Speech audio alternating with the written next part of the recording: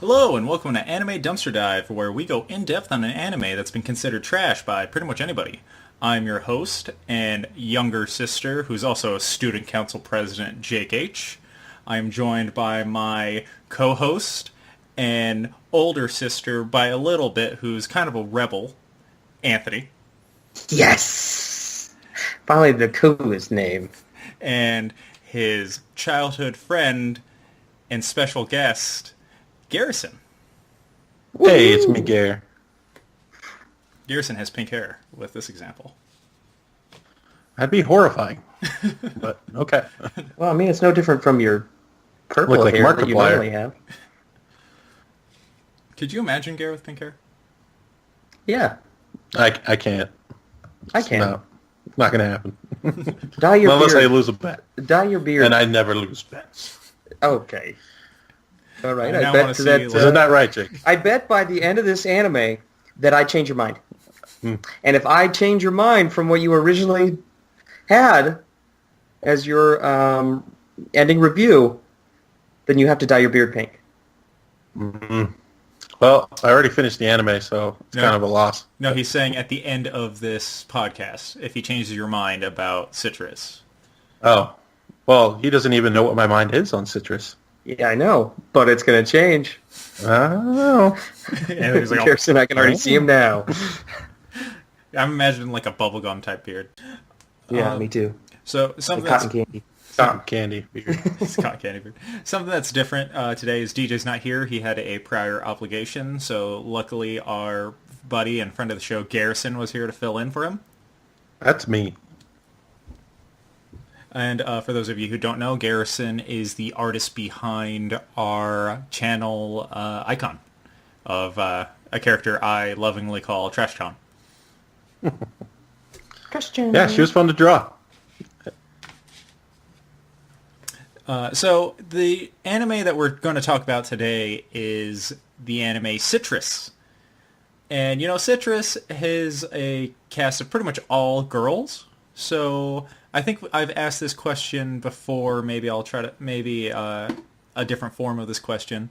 But who are your guys' favorite leading ladies in anime? Garrison beat In any anime. In any anime, who would you, what leading ladies do you like?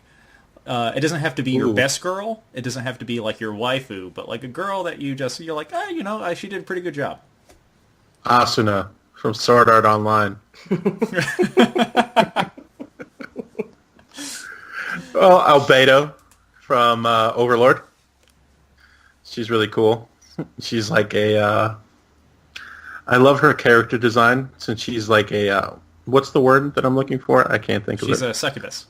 A succubus, yes. And like he's always trying to resist the urge to do anything with her because he has too much respect for her fellow, for the creator of her. And I just think it's such a hilarious thing that they did with that. It's a beautiful concept. They executed it flawlessly. I like her relationship with Ainz. Yeah. What about you, Anthony? Uzume from Sekirei. Uzume from Sekirei. Yeah, she's the best. She's the best. That being said, I've got a couple. I mean, what was that girl's name in Samurai, in Boob Samurai? In Boob Samurai? Do you think I remember any character's name? I can't remember. I can't remember her name. She was just so compelling. No, I'm trying to think if I've had a favorite from any of the animes that we watched. Oh yeah, fucking Killing Bites, Hitomi. She is badass. Absolutely one of my favorite characters. She's a great leading lady. I like her. I liked that she wasn't like that damsel type girl, like lead role. It was kind of like reversal with her and Yuya. Yeah. Yeah, I like that.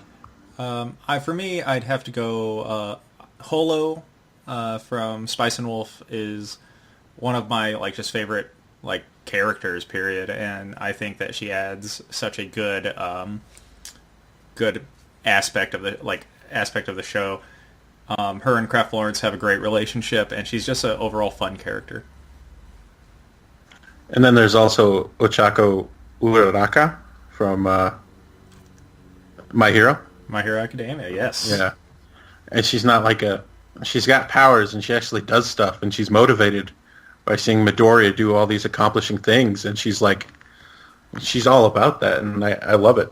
Side note with that, like just to talk about the currently airing season of My Hero, I love her character development. I love that she isn't this... She, like, a lot of times, a character who's, like, seen as a main character kind of just devolves into being the love interest for a character, cough, cough, Sakura. Yeah.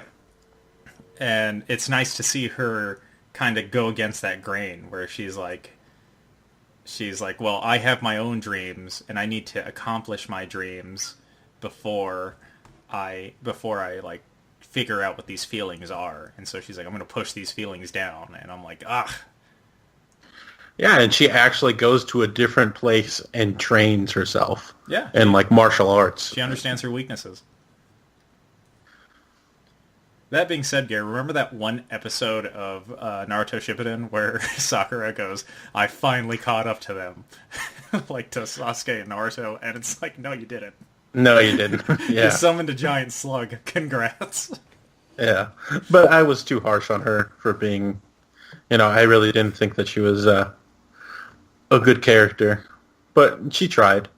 Yeah, in the end. I don't hate Sakura. I kind of just hate that like they built up this idea that she was going to be more than what she ended up being. I mean, I was still impressed when she fought Sasori. That was such a good fight. Yeah. Do you remember Sasori? He's the puppet master. Yes. Yeah. Yeah. That was a good fight. And like she was training with I forgot her name. Mm-hmm. She's like the best medical ninja in the Hokage. Tsunade. Yeah, Tsunade. Sakura also has a really good fight in the Boruto series. I don't know if you've watched any of that. I haven't seen any of that. I'm waiting on it for it to build. Yeah. Well, that being said, we're starting to drift away from actiony anime. We're trying to get to action anime when we should be going to romance anime. So I'm going to go ahead and I'm going to kick off the description of Citrus. Yuzu Ahara has never been in love, and after moving to an all-girls school because of her mother's new marriage, she doesn't think she will be anytime soon. Along with a new apartment and a new school, Yuzu also gains a new, slightly younger stepsister, Mei Ahara, the student council president. Will Yuzu become the best older sister she strives to be? Or will their relationship become something else?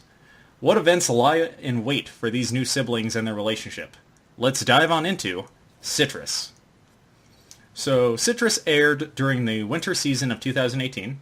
It is based off the manga of the same name, written by Saburauta, which is a alias for Saburo Uta, who wrote, I couldn't find anything like big, but they wrote a series of short stories that are all about dom men with submissive women. Interesting. Yeah, which I thought was weird. I'm like, this is okay, so this is this is their other work, but we get Citrus. All right. It is directed by Takeo Takashi, who also directed the Love Hina series, Spice and Wolf, and Raka no Yusha. Those last two are both anime I recommend watching. It is made by Studio Pasone. It's either Pasone or Pass One, but it's one word. Who also made Raka no Yusha and the newest season of High School DxD, which are weird. It's weird because those two are very actiony shows, and then there's Citrus. Yeah, I don't think I've seen any of the shows that you just mentioned. Yeah, they're Spice and Wolf's fantastic. 2 seasons. Raka no Yusha is a really fun single season. Kind of ends. It has a bad ending because it kind of just makes the whole season pointless. But it's a fun show. Oh, like I said, both have not Spice and Wolf, but Raka no Yusha is very action packed. So I thought it was really weird to see that Citrus was directed by not only directed by the same person, but made by the same studio. It's really interesting. So before we go into the spoiler section, we like to talk about some of the main characters as well as our first impressions. So let's go ahead and let's talk about our lead character Yuzu first. And without spoiling anything, what are your guys' thoughts on like Yuzu? So Yuzu, she's a pretty good representation of a cute and bubbly character. It's supposed to get you warmed up to the idea of bringing. No, that would be too spoilery. Of starting life in a new area and essentially like what it's like for a teen to go through big life changes. And I thought that she does a pretty good job in that sense. She's typical anime trope of overreacting main characters. Very impulsive, too. Yes, absolutely. Very impulsive main character. Yeah. She overreacts a lot. Yeah, I agree with Anthony that she's 100% clumsy. that she's bubbly for sure.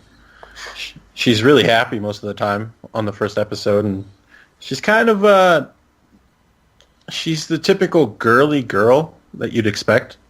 You know, she cares about her makeup and how she looks and her appearance to others, and you know, her caring about that made me kind of seem that she was kind of dim-witted about that. Because I don't want to spoil anything, but yeah, I mean, once we start talking about the first episode, I'll dive into that. I feel because she's supposed to be it's a Japanese term. I'm sure Anthony can correct me on it. Gairu. It's a type of Japanese girl that is like really into like heavy makeup and stuff. So like that's. They're kind of seen as like rebellious, especially in like an anime. Like if a girl's tan, she's a gairu or however you pronounce it.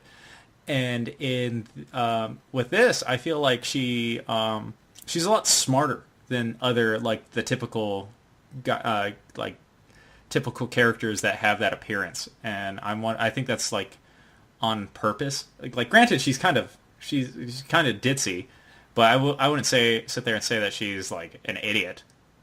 Well, that was just my first impression of just like starting off, first like 5 minutes into it. Uh-huh. Yeah. Well, I mean, it's relatable in the fact that, you know, when we were that age, sometimes it wasn't cool to be smart, you know? And that's kind of how, I don't know, that's what she reminds me of. She just reminds me of like an immature representation of like adolescence. Okay. So then on the other end, our secondary lead, we have her stepsister, May. And what do you guys feel... Garrison, what did you feel about May at first? She was very stern, very serious. She's, you know, she's really proper and responsible. She's the exact opposite, I think, of May. I mean, of Yuzu. May is the exact opposite of Yuzu in the way that they dress, the way that they live their lives. You know, she's, can I say that she's president? Yeah, I said that thing. Okay, yeah. So, yeah, I mean, this girl has dedicated pretty much her life into, like, school and, you know, being an overachiever in academics. Yeah, kind of that, you almost get this sheltered child vibe from her. Yeah, she's also a little sad, too. Yeah. Well, I mean, like, that's what I mean. You get this character, like, where Yuzu's this kind of extroverted, like, bubbly personality. You see her as this introverted, closed-off character. Yeah. And we can talk about our two common characters, our two reoccurring characters, and let's start out with Yuzu's like best friend, Harumin. Yeah, I absolutely love her. Yeah, me too. She's my favorite girl in the show.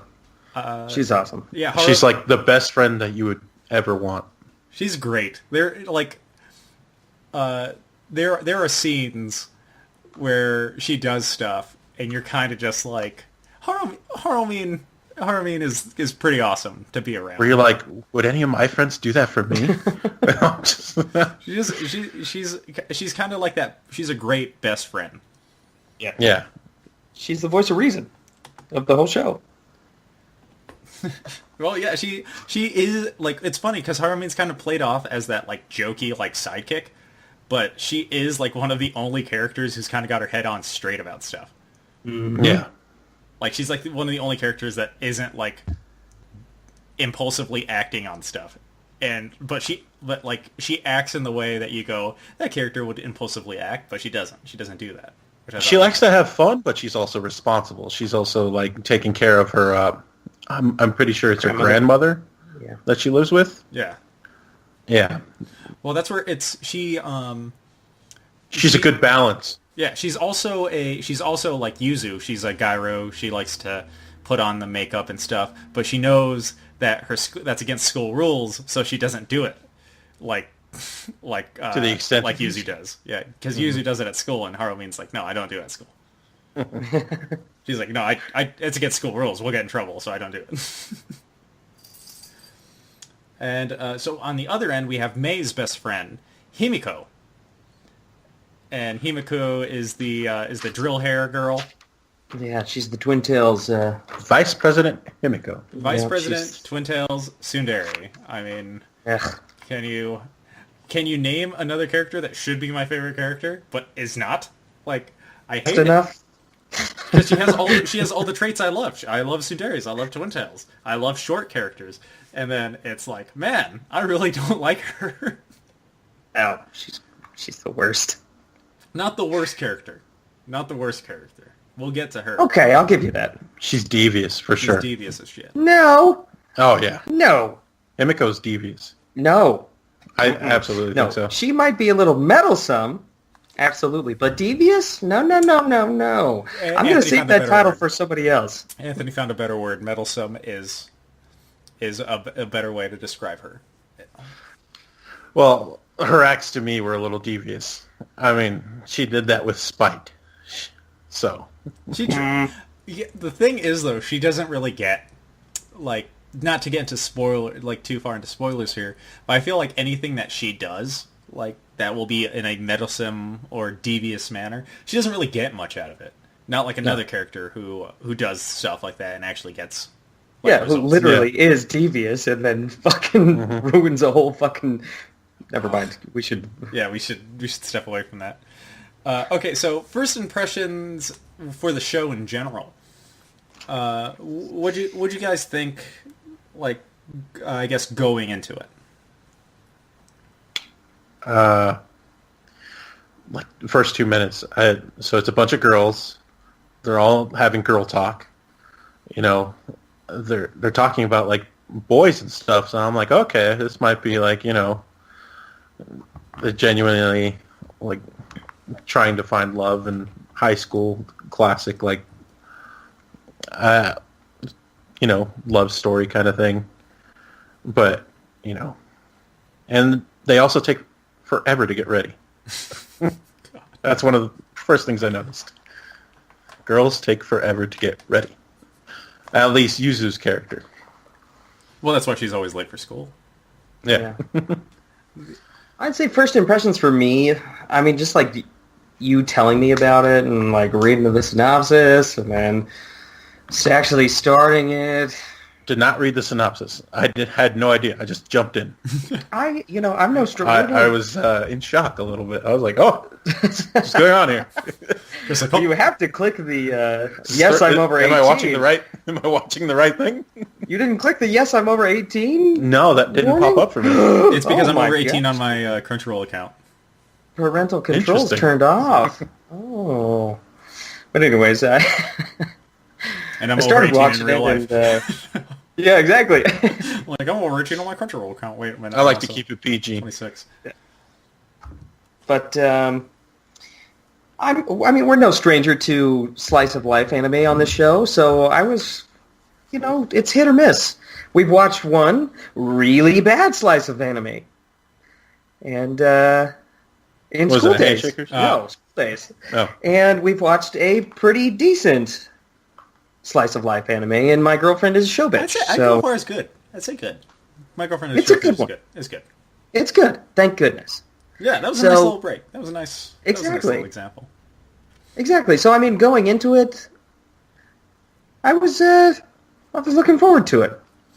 For me, I rarely jump into an anime blind, and so I kind of look it up. Like I look up the list of stuff that's airing, and I go, well, that interests me. And I remember when this was airing, I went, okay, well, I think I'm going to watch this. Not for any perverted reason, but because I thought it'd be a interesting, it'd be a representation of a relationship I haven't really seen in an anime. And so I was looking forward to that. I was looking forward to seeing a romance anime that was different than your standard romance anime. And what I got was your pretty much standard romance anime, but just with different genders. And I was like, oh, okay, so that's a shame. But I didn't drop it when I was airing. I definitely thought you were a perv when you recommended this. But no, someone's a perv for making me watch this. I did not watch it with the intent of perving out about it. I believe though, after I watched the first episode and I went, oh my goodness, I got on Xbox and Casey was on. I went, Casey, watch the first episode of Citrus. And Casey went, okay, and then just turned off. His head got off, and then watched the first episode of Citrus, came back and goes, Jake, what'd you make me watch? Casey has only done that with 2 anime, and the first one was Juni Teisen, and the second one was Citrus. Jumping in blindly, sometimes you just gotta do it. Where he just goes, okay, and then stops what he is doing, and then watches the first episode of an anime I told him to watch. Alright, so we're going to go ahead and we're going to go more in-depth into the anime, so we're going to go ahead and throw up the spoiler tag now. So go ahead and skip to the time above if you want to avoid spoilers for Citrus. Okay, so before we actually talk about the show, let's talk about the opening for the show. Horrible. I think the music reminds me, maybe Gerr can agree or disagree, but the music for the opening, Gerr, kind of sounds like a Shokugeki opening, doesn't it? It does.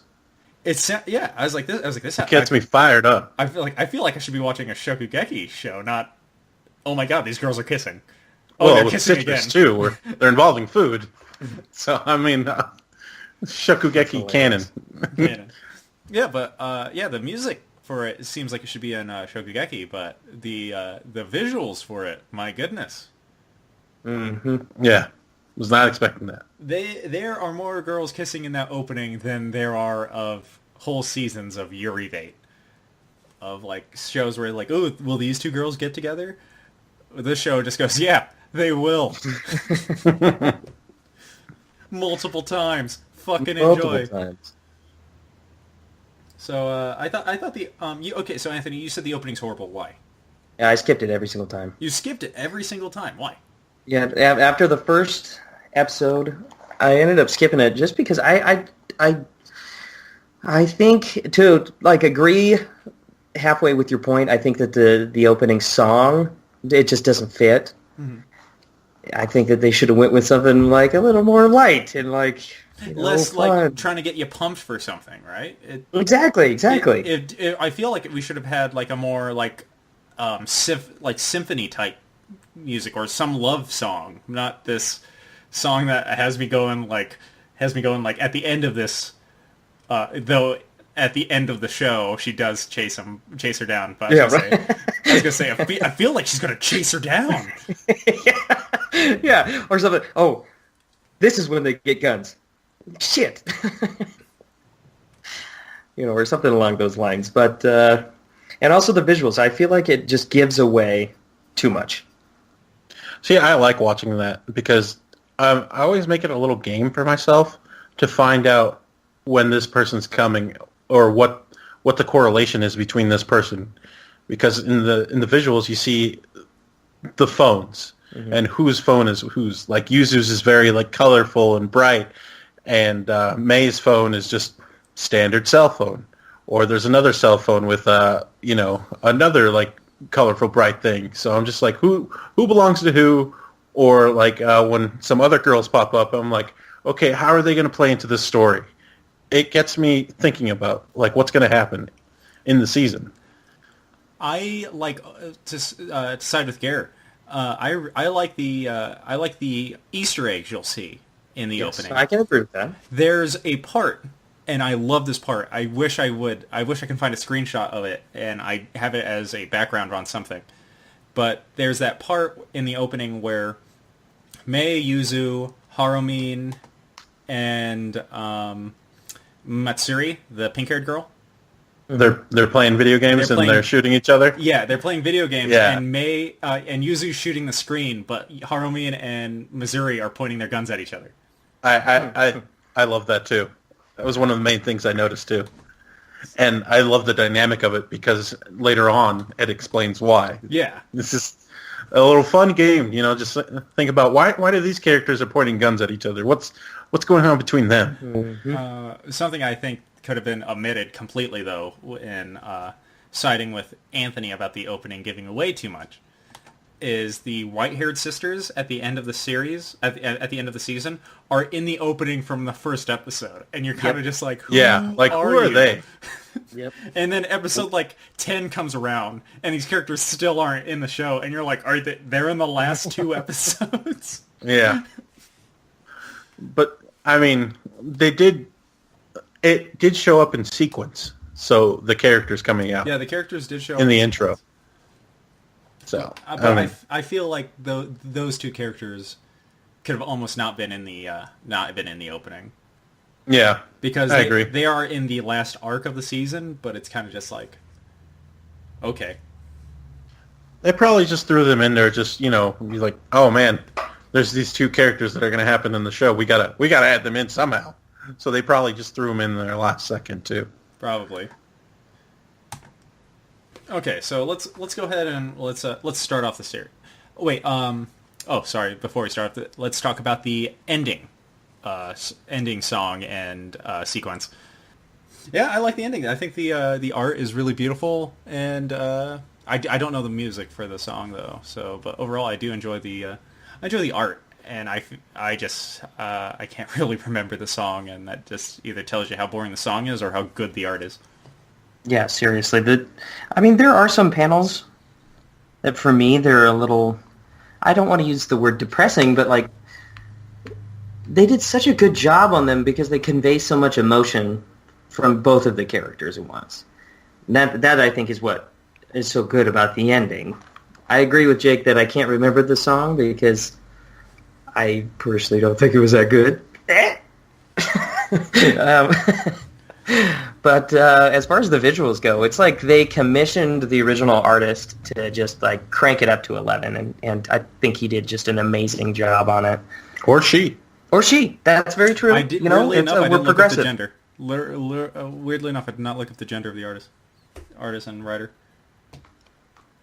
What about you, Gary? What are your thoughts on the ending? The song was kind of a hopeful song for me. It's kind of like for me, it was like a hopeful love song. And it sounded sad at some parts, but to me, that song is a song of hope. It's a song for the people. Song for the people. Okay. Like Dwayne "The Rock" Johnson. No, but visuals were outstanding. And going through it, it's just them trying to live in each other's lives, pretty much. The visuals of it. Mm-hmm. So, if you wanted to get in depth with it. Okay. Because we talked about how the characters were, in sequence. So, is the ending in sequence as well? Again, I can't remember. I remember the pictures looking nice. I can't remember the pictures. Is it in sequence? There's, one of the ending scenes is Yuzu and Mei laying Spider-Man style, face to face. Yeah, and then one picture is them Yuzu's holding Mei. Pretty much like when you hold someone's face when you're about to kiss them too. Oh, okay. And that was more towards the end. All right. Okay, so let's go ahead and let's start talking about the show itself. So in episode 1, we find out, along with Yuzu, that she's moving to attending Aihara Academy, which is funny because that's her new last name. And so we find out that her new family owns the school. Her grandpa is the principal or the director. And her stepsister May is the student council president, and so Yuzu shows up late to school, she doesn't show up late, right? Or she shows up and she has her phone on her, and May confiscates it in possibly one of the most sexual patting down of a person I've ever seen. Yeah, no, seriously. Yuzu's like, oh my god, what's happening? And May just, wow. Yep. It's like a magician. It's a confusing act, and then it's gone. I do like the conversation that Yuzu has with her friends before she goes to school, where she talks about where they talk about having boyfriends and stuff, and she's like, yeah, well, I've never done that.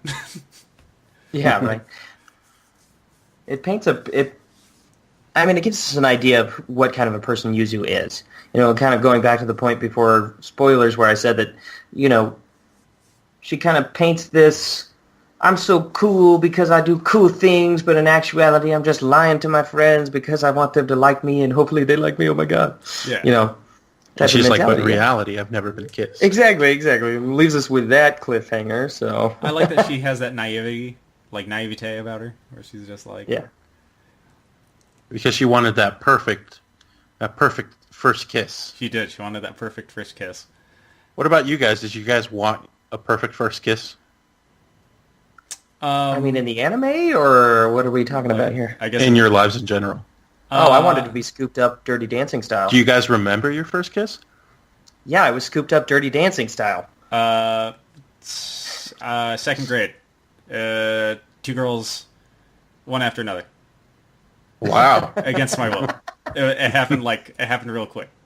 But you remember? I remember because I remember getting scolded by my grandma. Yeah. Because it was after school. I was walking, my grandma's there to pick me up. I was walking towards my grandma and they went, hey, my last name being Hanson. That was right for the picking. So they called me, they called me Jake Handsome. That you are. And thank you. And they came up to me and they went, hey, over here. And I looked, and then a girl kissed me. I was like, what? And I looked over at the other girl, and then she kissed me, and my grandma went, hey, are those your girlfriend? And then you're too young. Blah. And she hit me with her sandal, and it was great.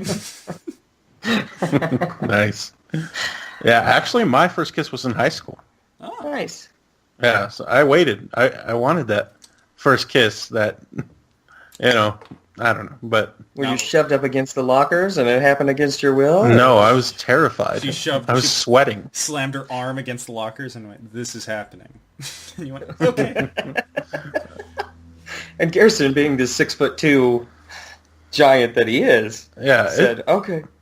It was terrifying, my first kiss, because I was built up to initiate the first contact. You go 90... watching Hitch 100 times over and over again, trying to learn all the lessons. You go 90, she goes 10. You don't go the full 100. So I think my first I think I ended up asking her. Oh, you did? Yeah, it was really pathetic. Quite the gentleman. It was really pathetic. It was real polite. Consent is never pathetic. Exactly. Come on. Don't be a May, okay? Consent is good. Yeah. I think for sure. My first out of elementary school kiss was a game of Spin the Bottle.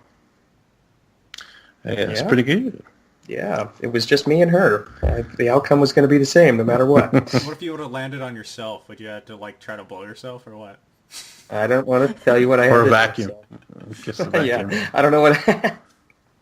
7 minutes of heaven with the vacuum. Yeah, so that's Yuzu. Yuzu has that vision of the perfect first kiss. we then get introduced to Yuzu's homeroom class, which has Harumin, or her name's actually Harumi, but Yuzu calls her lovingly Harumin because that's like a friendship thing. And Anthony watched the dub, Garrison and I watched the sub, and Yuzu's voice actress, if she is not just the cutest person in real life, I'd be so upset because her voice is so cute. Like, she's like the way she says May, the way she says Harumin, or the way she just whines. It's like every time I'm just like, oh my gosh, if this person isn't like a stuffed animal, and when I meet them, if I ever meet them, I'd be so upset. Yeah, quite the opposite. Quite the opposite for the dub. She's loud, she's obnoxious. On the way that she like... A common trend is to make those Garo girls in the English dubs Valley girls. Did they make her a Valley girl? I mean, it's close, but she's not like throwing around a bunch of likes and stuff. Like, okay. Oh my gosh. No, that's not how she is. It's just that she's just so loud and upfront. Like, that's just how her character... Like, I know that's how they portray her. Like, in the first couple of episodes, like, with her, like interrupting the meeting or whatever it was. But I don't know. Like, the way that her voice actress, like, came across in the first couple of episodes... Yeah, you just weren't feeling it? I wasn't feeling it. She wasn't as cute as what everybody had made her out to be. Anthony, are you becoming aware that maybe you're going full weeb and you just don't like dubs anymore? I feel like that's every experience you have when you watch the dub. When dub is like you're like, I just don't like this voice actress, voice actor. I'm like maybe watch the sub there, buddy. I think that's what it is. I don't want to admit that, but. Yusu's voice in the sub, she's actually a voice in Sword Art Online, too. Oh. Yeah. You don't say. A very popular and well-liked anime, but, you know. I like her voice in the sub. Okay. There's too many episodes. She sounded familiar to me, so I had to look it up. And she's in actually a lot of other stuff, like high school, what was it? DxD, yeah. Oh. Well, same studio. It's likely that would have some crossover. Mm-hmm. So Yuzu's homeroom teacher is this handsome guy, if I recall correctly, right? Like, is this very handsome. First thing, he's hot. Yeah, he's this very handsome guy. But Mr. Handsome has a secret that Yuzu stumbles upon, and she spots May and him making out. Ooh, pretty hard. I was caught off guard by this. It's like, that's not what the opening told me. The opening told me there would be no separate opposite gender kissing. My teacher never did that to me.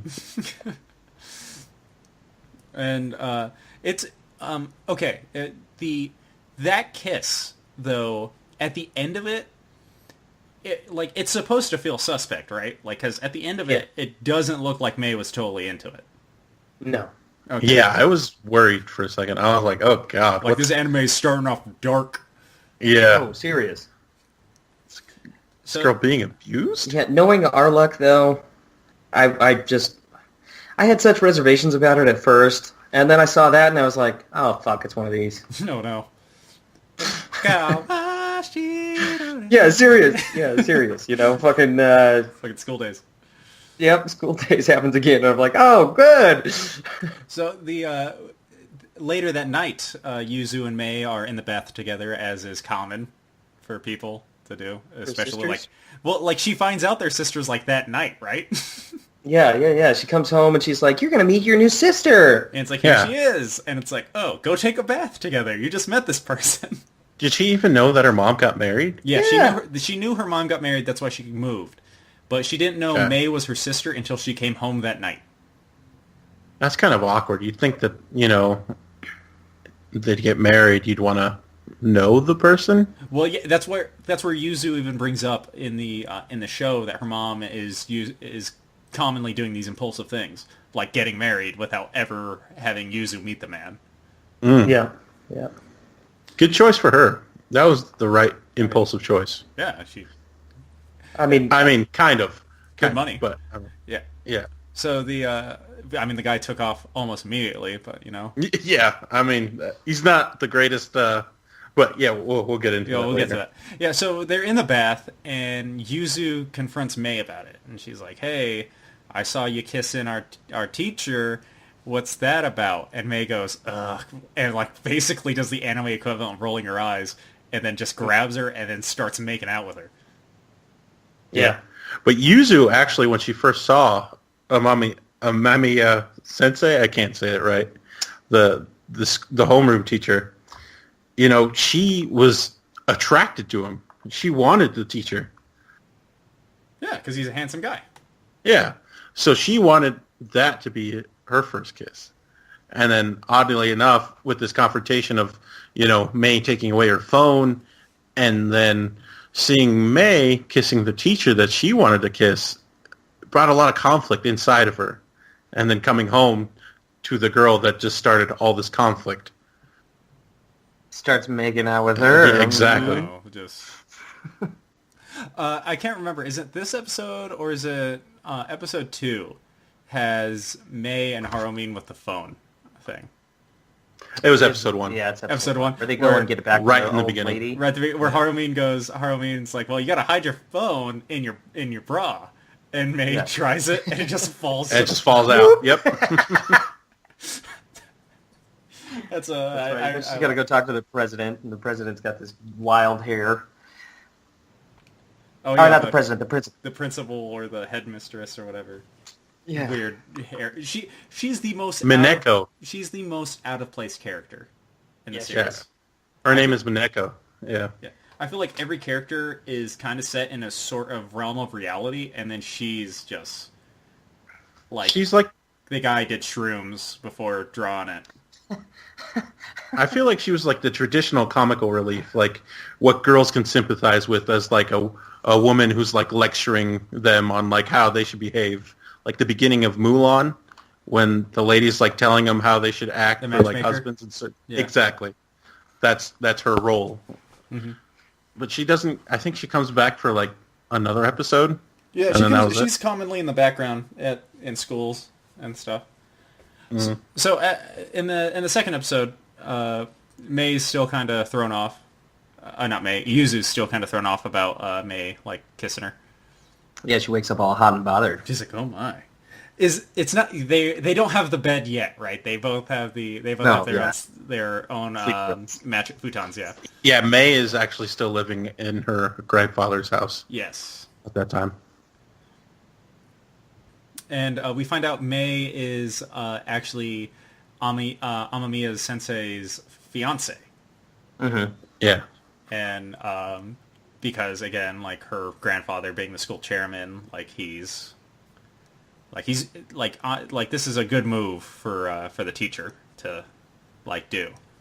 Yeah, he's a well-respected teacher so far. Uh-huh. And the grandpa, he's traditional and he's closed-minded, and he has this way of thinking that this would be a good match for the school, and so on and so forth. Yeah, but Yuzu overhears that he's just marrying Mei for the money and for the status. Yeah, the wealth and the status. Yeah. And so she tells Mei, but Mei's like, I already know and I don't care. Because in a way, it's also good for Mei because of the status, and it makes her grandpa happy. Mm-hmm. Mm-hmm. And then, though, Yuzu notices Mei crying in her sleep that night, calling for her dad, right? Yep. Yeah, and so that's a while she was also trying to mouth rape her. Oh, wait, Yuzu was looking at her, right? Like, I kind of want to kiss her again. yeah. And Yuzu's, right over her, and she goes, she's so pretty when she sleeps. Yeah.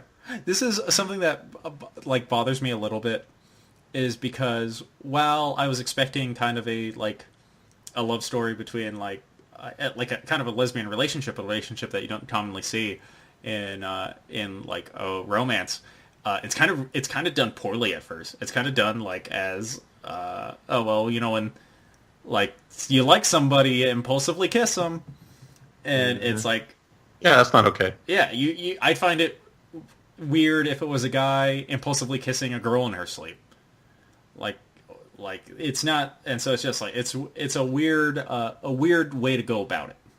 Like I understand it's Yuzu getting to like know her feelings, like she's kind of coming to terms with like her like awakened sexuality. Yeah. But it's still just kind of done awkwardly. Do you think that her first kiss influenced her in a way?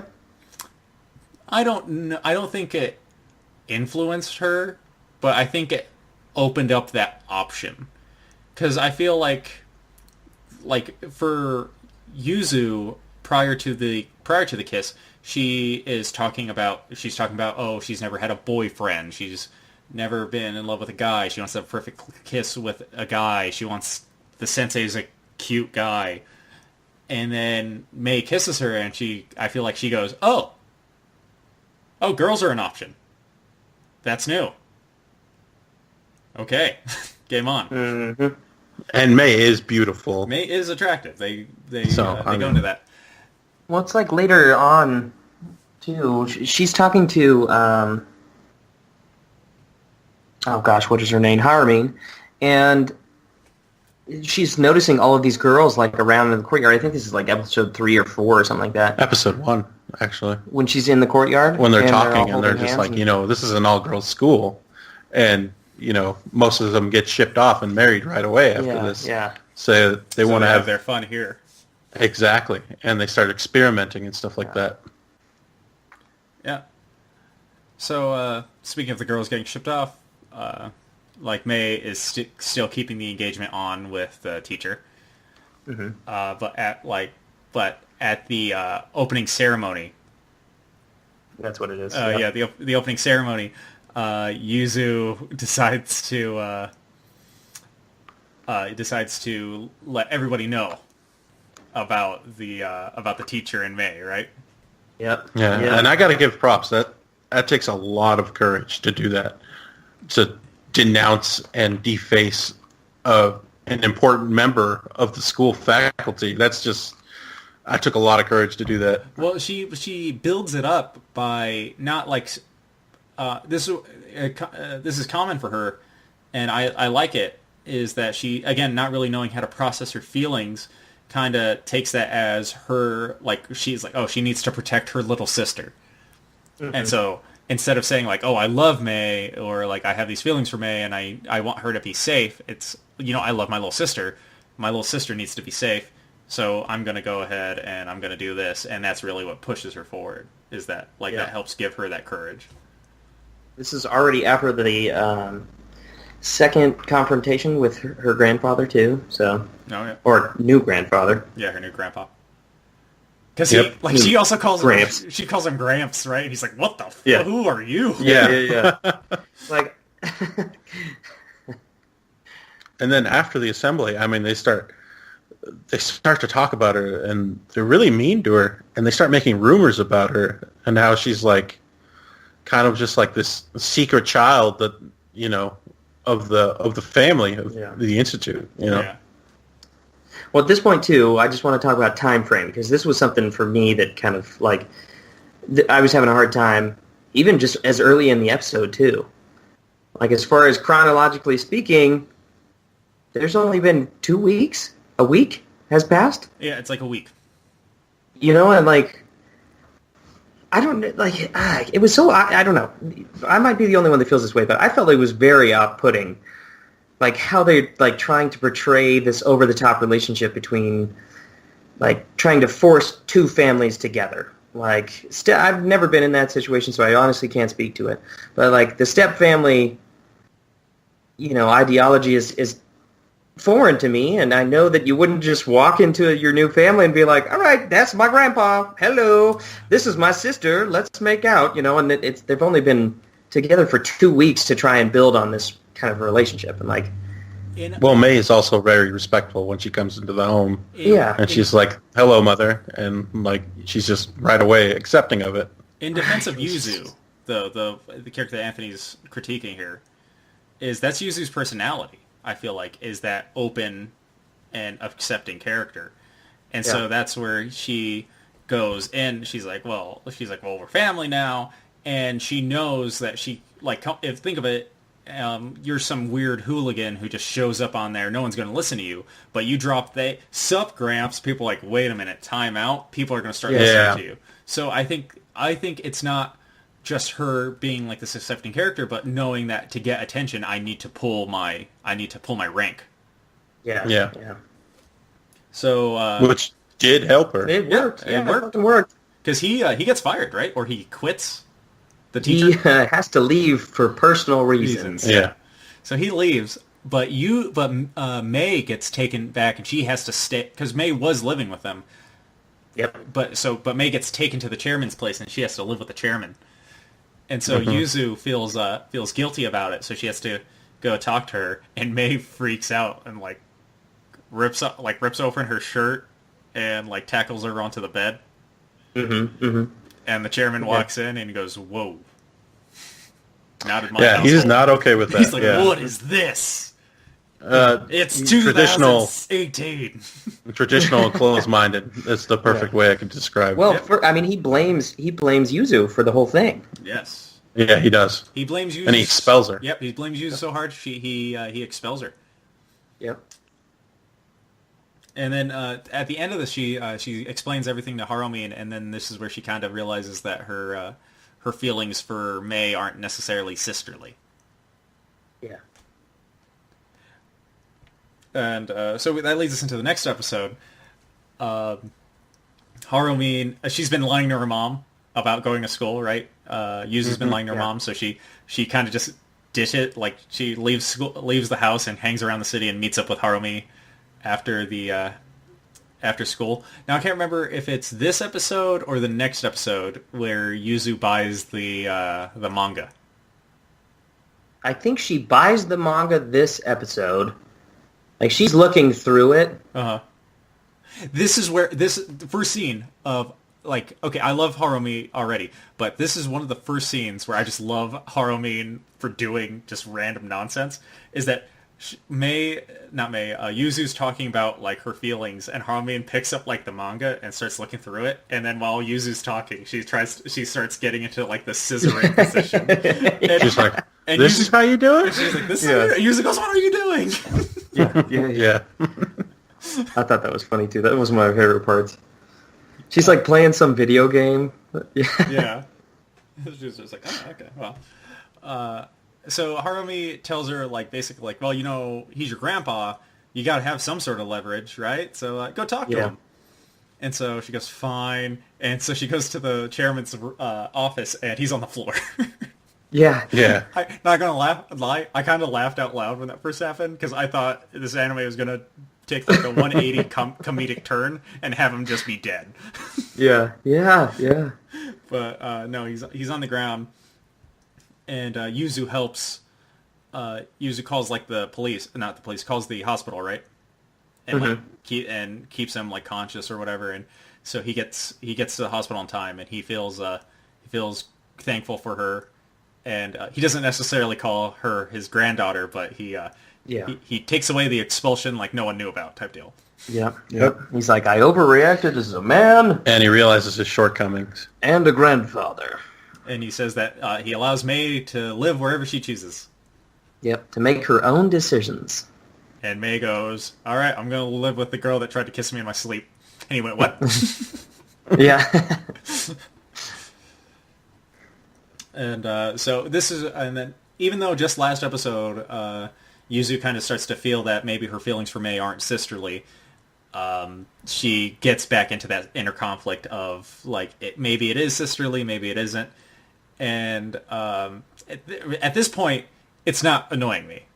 At this point, her oh, maybe we're sister, it's my sisterly love. I'm not annoyed with it. Yeah. I get annoyed with it later, but I'm not annoyed with it now. Seriously, the indecisiveness rears its ugly head between both characters.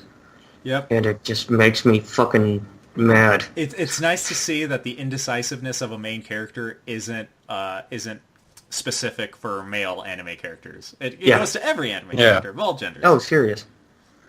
And at the hospital, May finally calls Yuzu by her first name, which was like huge for Yuzu. She's like, oh my god, she finally called me by my name, you know? And then going on, you know, May, she's like, well, we have to keep up this appearance to outsiders that we are family now. Well, we also find out because Yuzu kind of confronts her about that kiss, and May is like, well, that was just for me to shut you up. Like, I kissed you to shut you up. It's pretty easy. She's like, I really have no interest in you. Yeah. And then, so the next day, May confronts Yuzu about the Yuri incest manga that we talked about earlier. Yeah. And Yuzu then kind of has her own freak out where she, like, tackles May onto the desk and kisses her and says, this is because of you. I'm like this because of you. Yeah, she forces herself on May pretty much. Yeah, she forces herself. I'm like this, and then she runs off. And I tell you right now, I think this is, for dramatic effect, well done in a sense. Again, this is not how a normal human being processes emotions, but to provide drama, for someone to, like, for her to have that freak out and, like, kiss her is kind of a mirror of the episode prior to when May has that freak out and, like, tackles her onto the bed. Yeah. So, so again, like, I think for dramatic effect, it's a well done scene.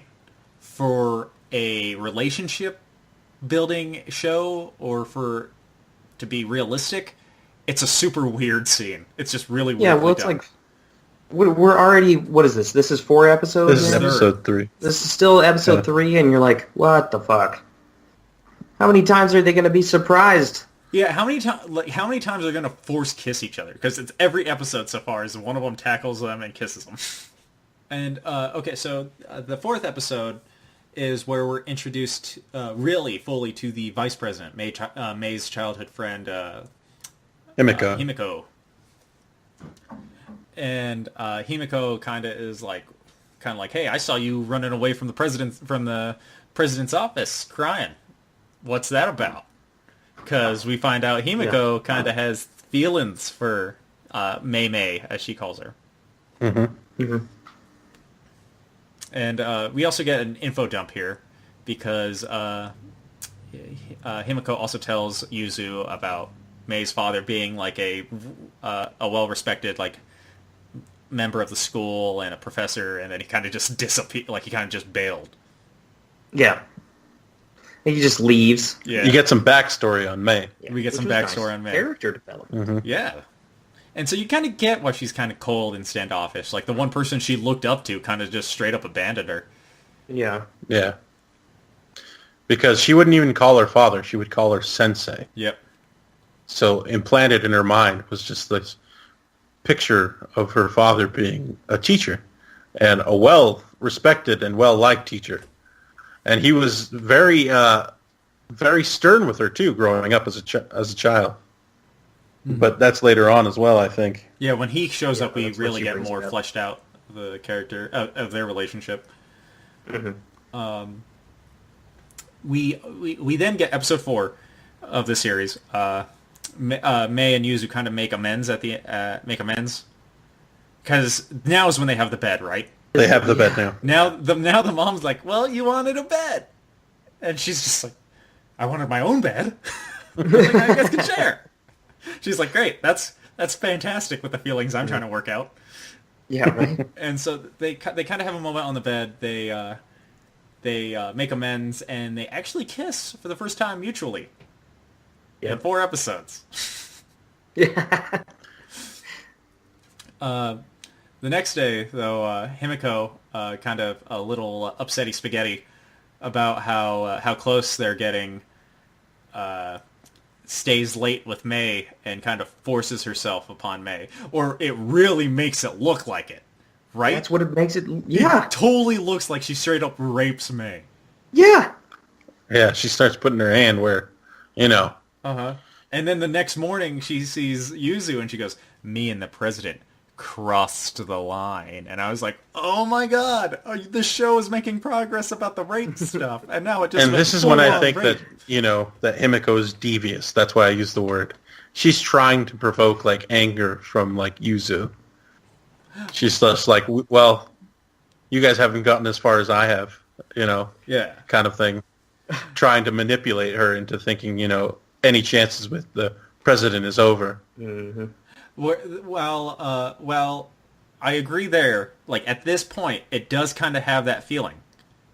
Mm-hmm. But the thing is, Later in the episode. almost the next episode, because it ends on that line, the next episode, it goes away. Because May goes, oh yeah, she was trying to do something. And I said, knock it off. Yeah. I lectured her.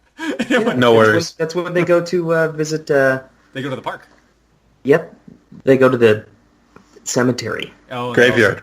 I Visit the I wanted to start Yuzu's off happy. dad. But yeah, sure. We'll get to the sad part already.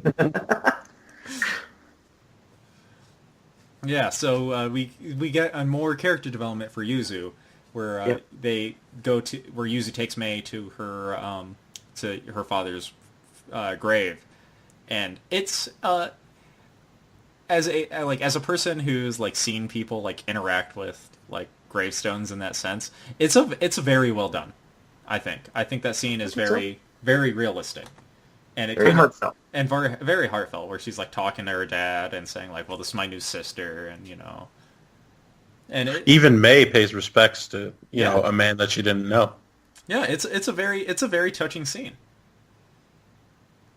Granted, it was like it was Downplayed. well, I mean, it was preceded by like amusement park like nonsense. Oh, yeah, serious. And then followed by what happens next in that episode? Twin Tails. Oh, do they? Twin Tails shows up as they're walking by. Yeah. Wait. And May has already told Yuzu that nothing happened between her and Twin Tails, and then Twin Tails is like driving around the city, or having her butler drive her around the city, and they find her. Is this when They eat crepes. Yeah, I was gonna say, do they go and eat crepes at the scene? Yeah. Because there's a meme that takes it from it, because Yuzu breaks the fourth wall, because Himiko says something along the lines of like oh well, like who would just sit there and watch like two girls kiss or whatever, and May kind of just looks at the camera like heh. Yeah. Not May, Yuzu looks at the camera and goes heh. Yeah, she's like, oh, I hope she doesn't eat all her crepe, and then like all of a sudden she's done. Yeah. And Yuzu's a messy eater, How'd she get that all the way on her cheek? It was planned. Little cream. It was planned. Yeah, because May sees her, right? And licks the cream off her nasty. face. Yeah. Jeez. Yeah. To tell you right now, for a person who says, oh, well, we're kind of platonic, May is very, very flirtatious. Oh, Absolutely. serious. Like, that'd be frustrating. It's just like... As fuck. No, serious. Like, taking a deeper look into the character... This is the first time I've ever said this shit on this show. Oh, fuck. But taking a deeper look at May's character, you start to, like, understand, like, what splitting up actually does to kids. Because she develops, like, this different personality. Child mental health issues. Exactly. I thought about it right away when, I think this was episode 1. I pointed it out to myself. Yeah. I made a little note, child mental health, because she's, like, sad. She's lived by herself. She doesn't really have, like, emotions when she's, like, getting, like, really kissed by the teacher behind behind whatever they were. Yeah. I was like, she's emotionless to people, which is kind of weird. What's this big affront, that she has to put up, or that she's created for herself so that she can't get hurt? And it's kind of crazy to watch. Like, I can't believe that I'm saying this about this particular anime, but it makes you take a deeper look at what something as traumatic as splitting up, like what kind of effects this has on a kid. It's kind of crazy to think about. I will say this, Anthony, to give you some thumbs up in a sense that you're thinking the correct way here. I do feel out of every show that we've watched on this podcast that wasn't Madoka Magica, and that's even going as far as saying Killing Bites even, I feel like these are the most complex characters that we've had on any anime that we've watched. I've like as I'm watching this, I was going like, I don't know how I feel. I feel like I really want. Fuck. I'm just so like I was weirdly invested, not into the story, but the characters themselves. Mm-hmm. Yeah, I can agree. I agree. Well, I mean, they're both single. They come from what's the word? Single parent. Yes. Yeah, single parent and only child kind of thing, and the taboo of even them not being blood related, but still sister also plays a little role into that. Yeah. That's like that. Adam and Eve with with the fruit. You can't touch it. You're kind of seduced by it a little bit. Mm-hmm. But I mean. Yeah, I mean, it takes an interesting look at, we're very early in the episode. I mean, very early in the season still. What is this, episode 5? Yeah, we're on episode 5, yeah. Episode 5, so I mean, roughly about halfway, getting to about halfway. It really does make you think, like, how often do they kiss and they go, oh, just, you can't do this in public, like, blah, blah, blah, blah. It might be because we're in 2018 and everything is, supposed to be super progressive and, like, but for me, that was weird. Just personally, that's just weird. I think that because of... Well, I had to go on Google and find out if there's anything like that had happened previously in real life with like people like falling in love with like their step brother or sister. And there's stories. There was actually a story out there where a stepbrother falls in love with his stepsister and they start kissing and stuff. And now they're pregnant. Yeah. I think what Anthony, were you talking about their relationship as siblings, or were you talking about the relationship as two women? Two women. As two. Yeah, women. Absolutely looking at it like that way.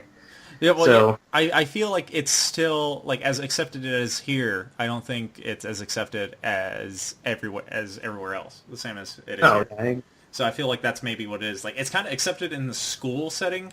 Because everyone's like, oh, they're just girls being girls. But if two girls were walking around, like, outside, they're just like, whoa. Yeah. They better be holding hands because one of them's a slow walker. Well, there is a part in the anime where they're in public and someone's making a scene, and there's people looking at them. They're like, what are they talking about? It's the next episode? No, I think this is episode... two episodes away. This is kind of farther towards the end. I'll bring up... hopefully I'll remember it when we get to that point, but I'll bring that up again. I'll bring this up again with a certain character. But later at the big thing of episode 5, because the episode 5 is all about dads, we end it with Sho showing up, who's Mei's dad, and he shows up. And I kind of like how Yuzu is kind of like Yuzu's mom's like, this is your papa, and she goes, hi, Papa. Just like, oh. Yeah, she hugs him. She's like, how's it going? Yeah. Well, at first that's not the reaction. He like hugs her and he's like, you're so cute. She's like, who are you? Why are you in their house? Get your grubby hands off of me. And she even go, Mei, there's a strange man in the house or whatever. Right? Yeah.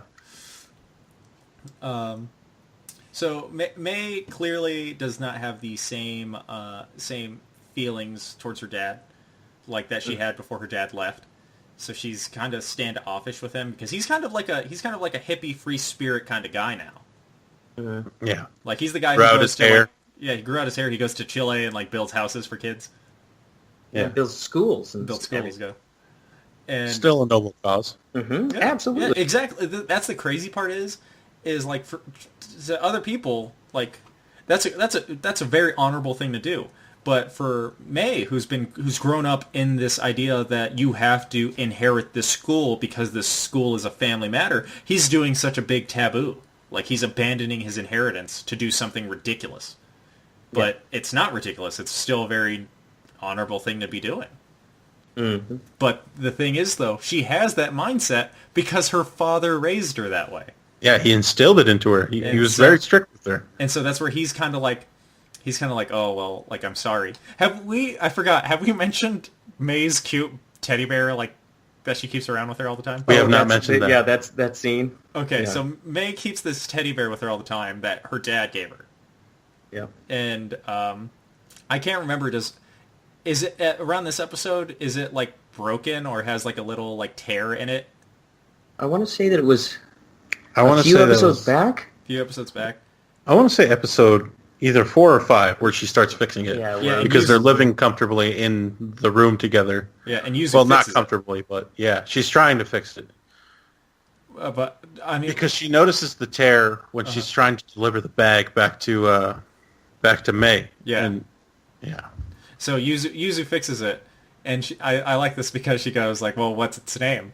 Like every bear needs a name, and doesn't she just call it Bear? Yeah. Yeah. Like, its name is Kuma. It's like, oh, Yeah. okay.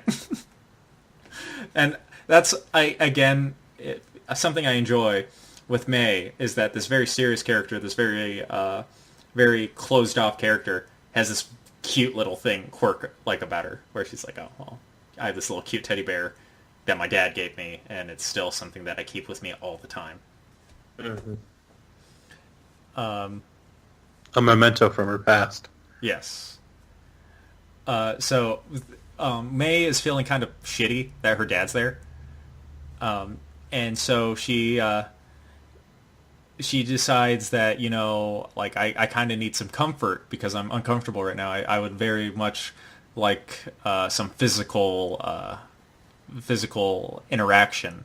So she starts to like try to comfort herself with Yuzu. Mm-hmm. And Yuzu's not having it. She usually goes, you know what, the show has enough of this forcing ourselves on each other, and slaps her in the face. Well, she doesn't want to be used. Yeah, doesn't. that was the thing. That's another thing. Again, like such a weird show to have very complex characters. Oh, serious? Because Yuzu slaps her because Yuzu wants this relationship, but she doesn't want to be, like Garrison said, used physically for this relationship. Mm-hmm. And so Sho, again, proving that he's a great dad, is leaving. And so Yuzu urges May to go see her dad, like, for her own sake. Like, you have to build this relationship with your father. Like, you can't let this relationship with your father dissipate. But real quick, before we go forward, did we talked about the... oh man, what was her name? Oh, Bike Girl. Is it Harleen? Harleen, yes. Oh my gosh, I cannot believe I just forgot that. Did we talk about the episode where Yuzu grabs her boobs and she goes, "Did you just get the answer from grabbing my boobs?" Oh yeah. Again, why Harleen's just a great side character. Oh, she's amazing. Sorry, that was out of place. No worries, that's fine. But Harleen takes Yuzu to the school on the back of her bike. Oh yeah, because to talk to May to go talk to her dad. Yeah, because they're out eating. Don't they take Harleen's bike to go, like, May rides on the back while Yuzu rides it? Yeah. This is one of the moments where I was just like, God, Harleen is such a great friend. Yeah. Like, who would do this for me? She goes, have she fun. just gives up the bike. Well, yeah. Again, really quick. At this point, point, at first, Yuzu's going to be late to school, and then she hops on the bike to, like, Harleen offers her a ride to school, and then, like, afterwards when the papa's leaving, she's like, go ahead, guys. Take my bike. Don't worry about it. So at this point, guys, do you think Harleen knows there's something more going on with the sisters than what appears to be? Or do you think she just is that good of a friend who's just like, take my bike? Yeah, I think she knew from the manga. Yeah, from the manga, and, like, her always talking about May and stuff like that. I'm just like, oh, God, we get it. She's like, okay, we get it. So, I'd say that... Go ahead. I was just going to talk a little bit about, at this point in time, it's episode 6, and the visuals are just, I love them. I think they did an excellent job on the cityscapes. There are, I don't want to sound like a snob here, but they are very accurate. Oh, like, Anthony went there. No. Like, they go to a station. That's a legit station. I've been at that station before. He's in the end. It's towards the ending, Anthony, where I actually, where they are at a subway station. I was like, I wonder if Anthony's been to that one. I'm like, fuck, now I'm doing it. No, dude, they were like walking through. It's the first episode where Yuzu walks through the little card machine, and she, like, pops her phone right on that. It goes boop boop. And you're like, Yuzu won't shut up about it. You're like, yeah. You're like, I did that. I also got to mention in episode 6, this is the first time Yuzu actually dresses like the other girls at the academy. Yeah, she starts. Yeah, I was just like, she's not dressing like her usual self. She must be trying to impress someone. Yeah. Well, at this point too, she's already had her test scores looked at, and she did really well. And then when they're going, the tickets to the water park, she's wearing the coat. She's wearing the green coat. Blazer. Yeah. So I think it's it's a correct choice of the visual team. Like they're doing an awesome job. Yeah, it looks great. I think the anime itself has always looked really nice. Mm-hmm. But at the end of episode 6, May and her dad kind of develop a relationship, and Yuzu and May's relationship is on the up and up. And so classic anime is like, everything's going too well. Let's introduce a character that's gonna fuck all that shit up and kind of make the show annoying. Episode 6. Yeah, the dad leaves. He's just like, all right, guys, see you later. Yeah. Bring in episode fucking 7, and we get Matsuri, Yuzu's childhood friend who wants to bang her. Yeah. And I'm annoyed with this character. This character pushed me to the limits of, I don't like this show. Yeah. It's not even that, she was just glancing at her phone, going through like an Instagram thing, and saw Yuzu, and she's like, oh, maybe I'll go bother her for a while. It's literally that. She goes, maybe I'll go fucking bother her for a while.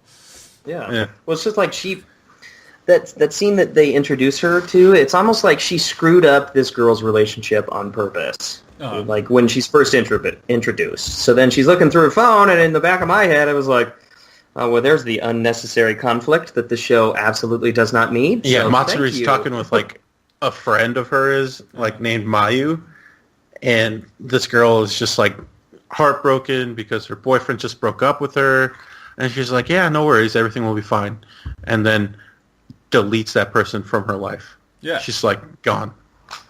Well, yeah, King's Game style. Yeah, she just clicks on the phone and poof, gone.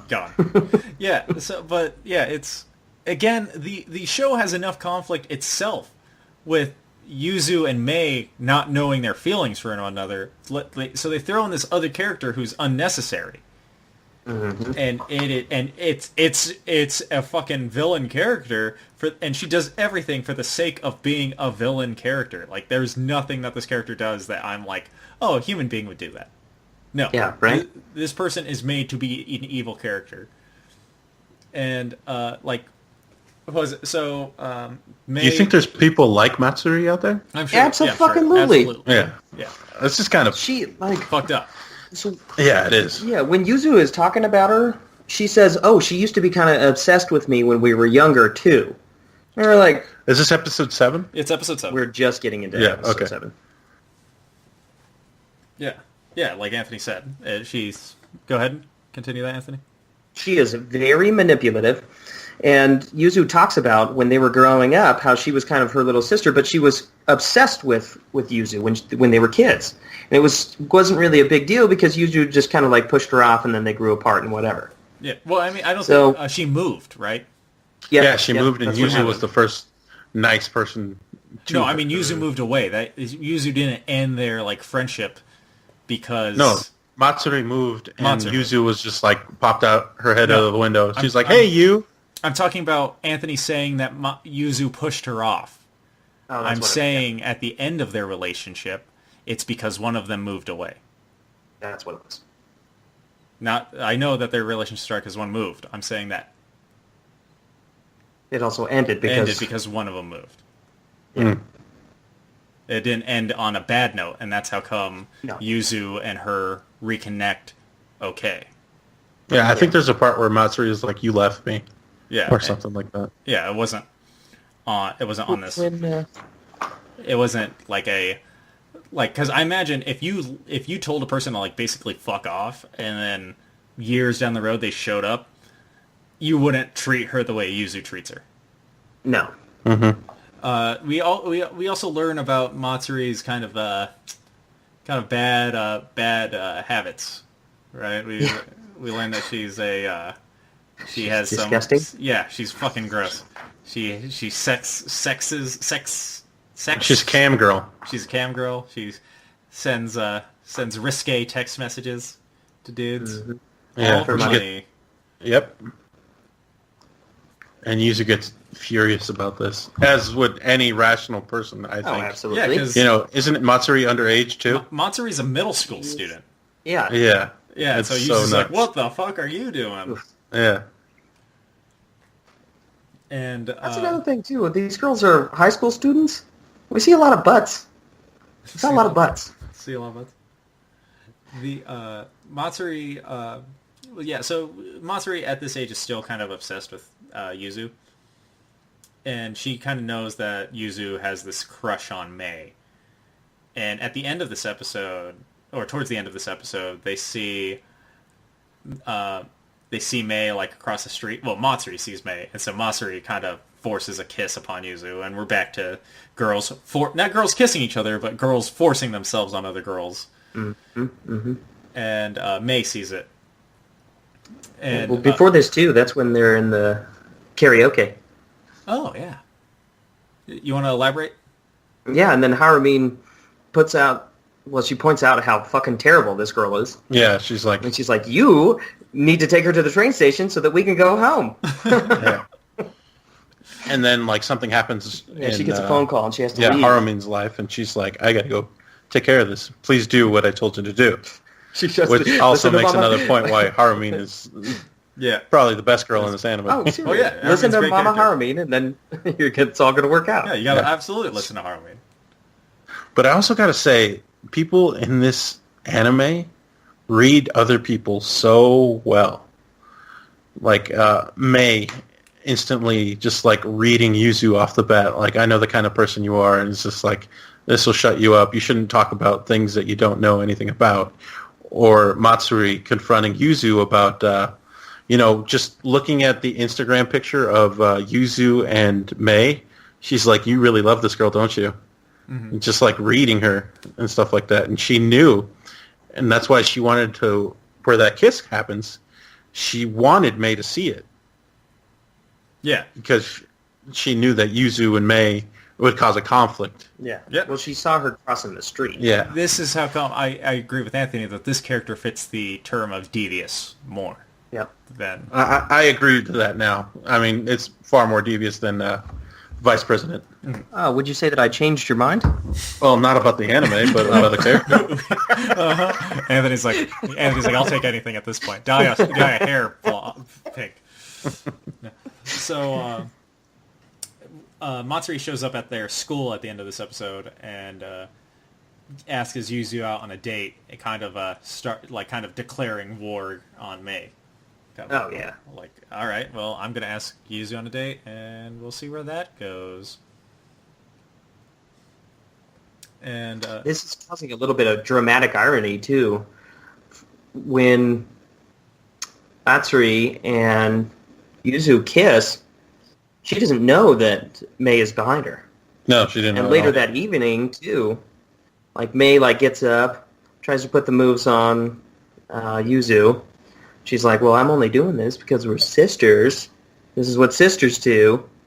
She's like, "No, we already talked about this. This is bad." uh-huh. Dramatic irony. So we get into the next episode, episode 8, and Yuzu ends up bringing Mei along on her date with Matsuri, which against Matsuri's chagrin. And she keeps trying to push herself like onto Yuzu, but Yuzu keeps like grabbing stuff that like Mei would like. Mm-hmm. And then I can't remember how, but Matsuri ends up getting like these meeting like a couple of young boys. Well, she's playing a video game and she notices the boys are trying to sneak a peek at Matsuri's underwear, her panties. Oh. She's playing Whack-A-Snake or something like that? Yeah, she's playing like Whack-A-Mole or something like that. Uh-huh. And because she's pissed off that, Yuzu brought Mei. So she's like having time to cool off and like recollect and make a devious plan. Devious. Yeah. So she ends up recruiting these boys for a certain task, and Matsuri and Mei end up meeting each other in the Parking lot. And Mei like forces herself onto Matsuri. Yeah. But she does it in a dramatic kind of not like, oh, She's like, I don't care. Yeah. like a You dramatic think I care? power move instead of I don't know how to control my emotions type move. She does it like as a power move and says like, I don't care about kissing. And also, I stole back that kiss that you stole from Yuzu.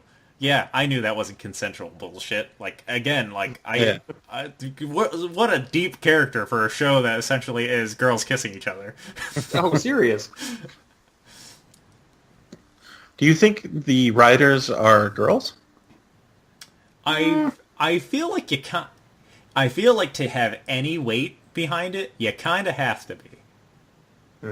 I mean, like, at least the original author. Like, I think if I wrote a show or wrote a story about two girls kissing each other, I think people would just throw me to the side as a pervert. But I think if you're like a woman who can really write like the thought processes of a woman character in depth and correctly, I think you'd then develop some credit. Because, like you said, these characters are very like well written, and they have their own depth. Pretty much like the main characters that we've seen so far. Yeah. Oh yeah. So the picture, unknown to May, that also talk about fucking like 8-dimensional chess here. Unknown to May, Matsuri had those boys that she met hide in the corner and take a picture of May and Matsuri kissing. And it's kind of like, how the fuck did she know that would happen? Yeah, which leads us to episode 9. Yes. Oh, well, at the end of... Yeah, wait, no, sorry, that's end of episode 9. Wait, in episode 8, is episode 8 where Harumi's wearing the sunglasses, party hat, and mustache? Or is that episode 9? That's episode 9. Okay. She's like following them around, right? No, episode 9, I guess, if I remember correctly, opens up with Yuzu and Harumi in the convenience store buying ingredients for a cake. And Harumi is wearing goofy sunglasses, a party hat, and a mustache, and she goes, "Hey, sexy mama, I want to take daddy home." Yeah. And I'm like, oh my god, I love Harumi so fucking much. Because she goes, and then because their mom buys them a giant teddy bear. No, that was the dad. That was the dad buys them a giant teddy bear. Because he wanted to make up to May because, I got her a teddy bear when she was young. Maybe she'll appreciate this big giant teddy bear and forgive me. But later on in this episode, I almost called her Yuzu, dresses up that bear with the stuff that Harumi's wearing. Almost like it's like the replacement for the dad at the table. She's like, here you are. And she names the bear too, which goes on again, which is a weird consistency where Yuzu mentions that every bear should have a name. Because she names the bear another thing. Yeah. But that's just the cute stuff of this. This episode has some dark undertones. Yes, it does. Yeah. So Matsuri says like, oh, well, I'm going to basically show Yuzu this picture if you don't satisfy some of my text friends, which is horrible. No, serious. And so May, I think last episode, got invited to the family Christmas Eve party. Like Yuzu and like their mom like do a family Christmas Eve party, and they're like, well, May, you're part of the family now, so you're here. Yeah. And May says that she can't do it because she has a date. And it's really with that text guy, which is... This entire part of it, I was like, oh my god, this is so dark. Yeah, just some random weirdo like who thinks he's... Yeah. Yeah, it's weird, right? Like, where he's like this, like... it's just a very gross thing to think about. Yeah, she put her in a terrible position. You don't know who this person is, what they're going to do. You know, obviously with the intent that it's like a sexual thing, because this is where she meets these people who give her money for something like this. Uh-huh. You know, it's just a strange episode. Yeah, well, it's dark, and then we kind of get a different outlook on the events that have happened the past couple episodes, and it, like, because Yuzu explains to Matsuri that Mei has actually been really considerate of Matsuri, like, this whole time, which is kind of weird, like thinking back on it. Kind of like Matsuri's been, like, this antagonist to Mei, and Mei's kind of just like, well, you know, you're my sister's friend, so I'm going to be nice. So Yuzu then goes after Mei after finding out what Matsuri did, and finds her, and thankfully, thank God I didn't get this dark, but Mei doesn't do anything. Yeah. Like, she doesn't. And then... But Mei... go ahead. Go ahead. I was just going to progress forward, so... But Mei willing to do anything. That she was prepared to do anything on that date. Yeah. I was just like, holy crap. I don't know. I think May's smarter than that. Yeah, I'm not. It's just, I can tell you right now, though, there's probably at least, like, one, like, dojin of Mei going through with it. Yeah, probably. Probably. So, Matsuri deletes the photo, and later that night, Mei gets really sexual with Yuzu. She, like, she takes off her, like, does she take off her shirt all the way, or does she... Yeah, because she's, like, in her bra, and, like, her bra's, like, her bra strap's, like, falling off. Because Mei's like, let's go all the way. Yeah, it gets heated. And Yuzu goes, no. Because Yuzu doesn't know her feelings, and this is where I'm annoyed with it already. Like, at first I thought it was an interesting conflict, but now at this point, after having to deal with the unnecessary Matsuri conflict, and, like, she's still having this inner conflict, I'm over it. Like, this is where I got annoyed. I'm sick of it. I was sick of it a few episodes ago. I'm sick of it now. I wish they would just come out and just both do it. Give a full confession. Yeah, exactly. And he's like, yes. He's like, I just want these next 3 episodes to just be hardcore girl on girl action. Well, they had her friend from the past, the vice president, and Yuzu had to have her friend from the past, Matsuri. So what's next in order? Friends so from now the future. Yeah. Friends from the future.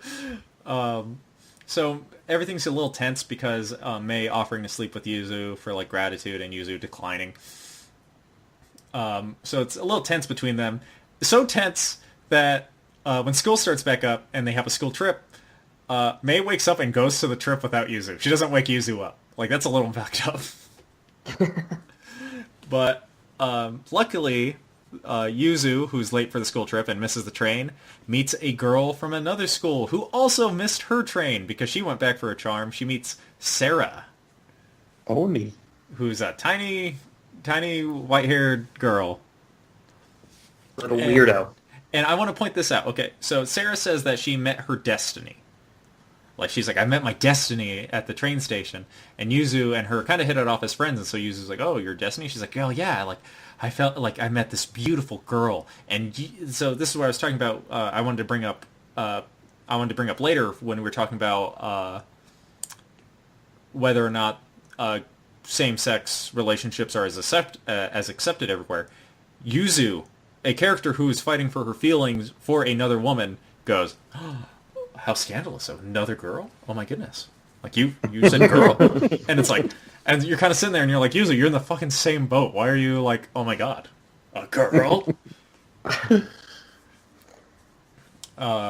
So they kind of bond on the train, which is, it's kind of nice, but I feel like these last 3 episodes kind of are iffy. Like, I feel like the dramatic tension from every episode prior is all built up on these past relationships, and so this relationship's new.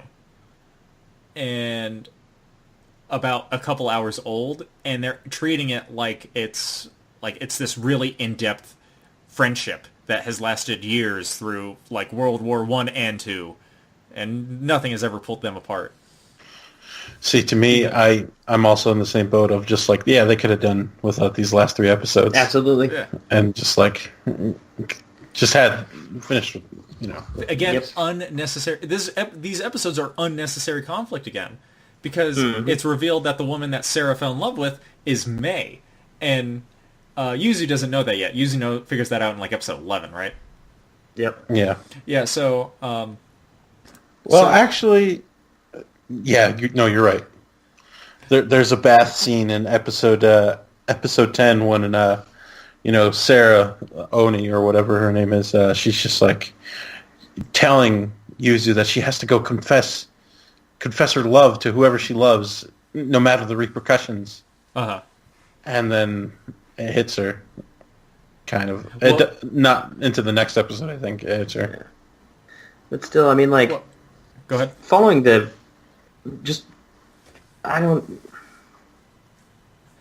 I'm too upset at this episode. Like, following the previous episode, I feel like it was just all of this rush of this climax. And then... Yeah, you're building up this, and then all of a sudden you're derailed last minute. Right. I hate to quote DJ, but this fucking like DJ's like right would be right about the specific anime dude, about the last arc shitting the bed. Yeah, he's sitting there like jerking off right now, Jake. You've got to be kidding me. He's like Jake just said shit in the anime shat the bed. Well, it's just like we see that, just like the development of characters. Again, we see May's detachment in this episode again. Like, she resorts to being super cold again, and I just, it's unnecessary. It's Makes me sad. Yeah. So at this point, Sarah finds Yuzu's ID, and she sees that Yuzu's... No, this is episode 11. That's the bath scene. Because May and Sarah... Nina, who's Sarah's twin sister, who's also taller and younger by a little bit. Yeah. I gotta say, I do love Nina. Nina does. I think she's a good character. Very nice design, as well as very like in love with her sister in a sisterly manner. Yeah. Mm-hmm. I don't know if it's this episode or episode 12, where I think it is actually episode 11.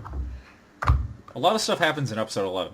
Yeah. So in episode 11, Nina kind of talks to Yuzu. Is like, hey, well, you and my sister are good friends now. So, because Nina figures out right away, Nina finds out that Yuzu and May have a past, and she knows that her sister's in love with May. So she tells Yuzu, like, hey, you'll support my sister no matter what, right? She goes, well, yeah. She's like, all right, you promise? She goes, yeah, all right, it's a promise. You can't not support my sister. Yeah. And then she pulls off moves to have May meet with Sarah, where Sarah confesses, and May and Sarah start dating. Yeah. Like, yeah, Nina does a lot. Nina's a good sister. Yeah. So Yuzu goes to the bath. Goes to the bath later than everybody else, and that's where she meets Sarah, and Sarah does her whole speech about confessing to the person that you love. And then Sarah finds her ID, and her ID is Yuzu Aihara, and she knows May's last name is May Aihara, and she knows this is such a confusing fucking like level of jumping that this character goes through. So she's like, oh, they have the same last name. Oh yeah, Yuzu said that she likes her sister. Oh my god, Yuzu likes May. And Yuzu shows up to May's room, and basically is trying to talk to May. Little side cute note here. May's bear has its own sleeping bag, and it's sleeping on the table. That's a neat little touch. I fucking love May. So they have a little risque scene, because we haven't had them have a risque type interaction in a while. And they have a scene because May's sharing a room with the vice president. So to hide Yuzu, May does the logical thing and jumps onto the bed and covers Yuzu and her and pretends to be asleep. And the vice president's like, man, she sure is tired, and goes to bed. And Yuzu is like, ooh, May, oh my god. Like, buries her head, like, in her chest and stuff. And you're like, God, Yuzu, control yourself for once. Control your impulses. And so then it's revealed at the end of this episode that Sarah is dating May, and Nina kind of pulls that thing on Yuzu, saying like, hey, you said you'd promise. Mm-hmm. Then we get into the finale time. Finale time, boys. Again, we've all discussed that this conflict was almost completely unnecessary and is not worthy of being the finale of the show. Absolutely not. So, Yuzu, despite Nina's warnings, goes to pursue May, like, even to the point where, like, Sarah still encourages Yuzu to go after May. Like, Sarah and Yuzu have a moment. And again, if Sarah and Yuzu had more history other than literally meeting, like, a couple days beforehand on this trip, we're best friends now. Yeah, it's like they're talking to each other like they've been friends for years. And it's just a little awkward. Off-putting. Yeah. And so, But I think this is the episode where Nina starts like yelling out in public that you shouldn't be, doing this, and people are starting to notice this. And Yuzu's like, "Calm down, Nina. There's people looking. yeah. I don't want this stigma or this taboo to, be out in public." Uh-huh. And she's like throwing a fit, and it's just like this moment is awesome, and okay.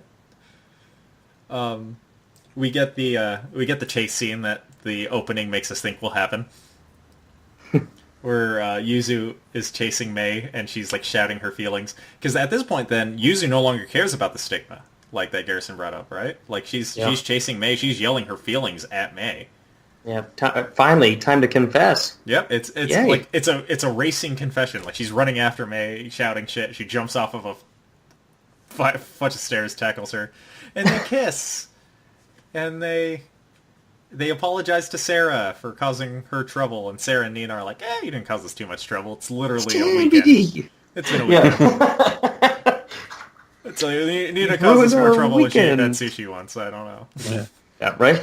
And Nina telling Yuzu, oh, my sister Sarah is always putting people before her.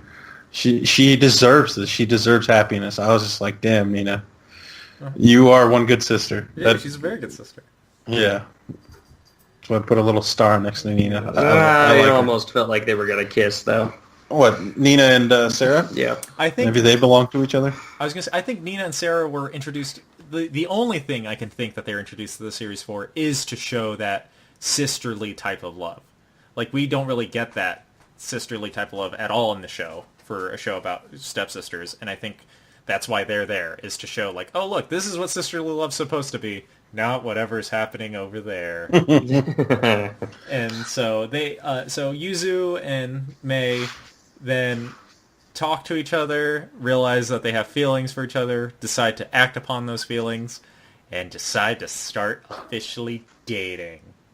Yeah, which is weird stuff. I mean, And then Citrus ends. And I go, well, I'm glad we got all the boring stuff out of the way early. Oh no, it was all the first season. Great. yeah, but I definitely think that, Sarah and Nina should have been like you said, that it showed like how sisters should like act and work together. Maybe they should have done that, including into the episodes, not introduce them so late. So just like mesh them into the earlier episodes, having them as like kind of like a background, being like, oh, well, me and my sister always do this and this together, and maybe you should do this or something. I don't know.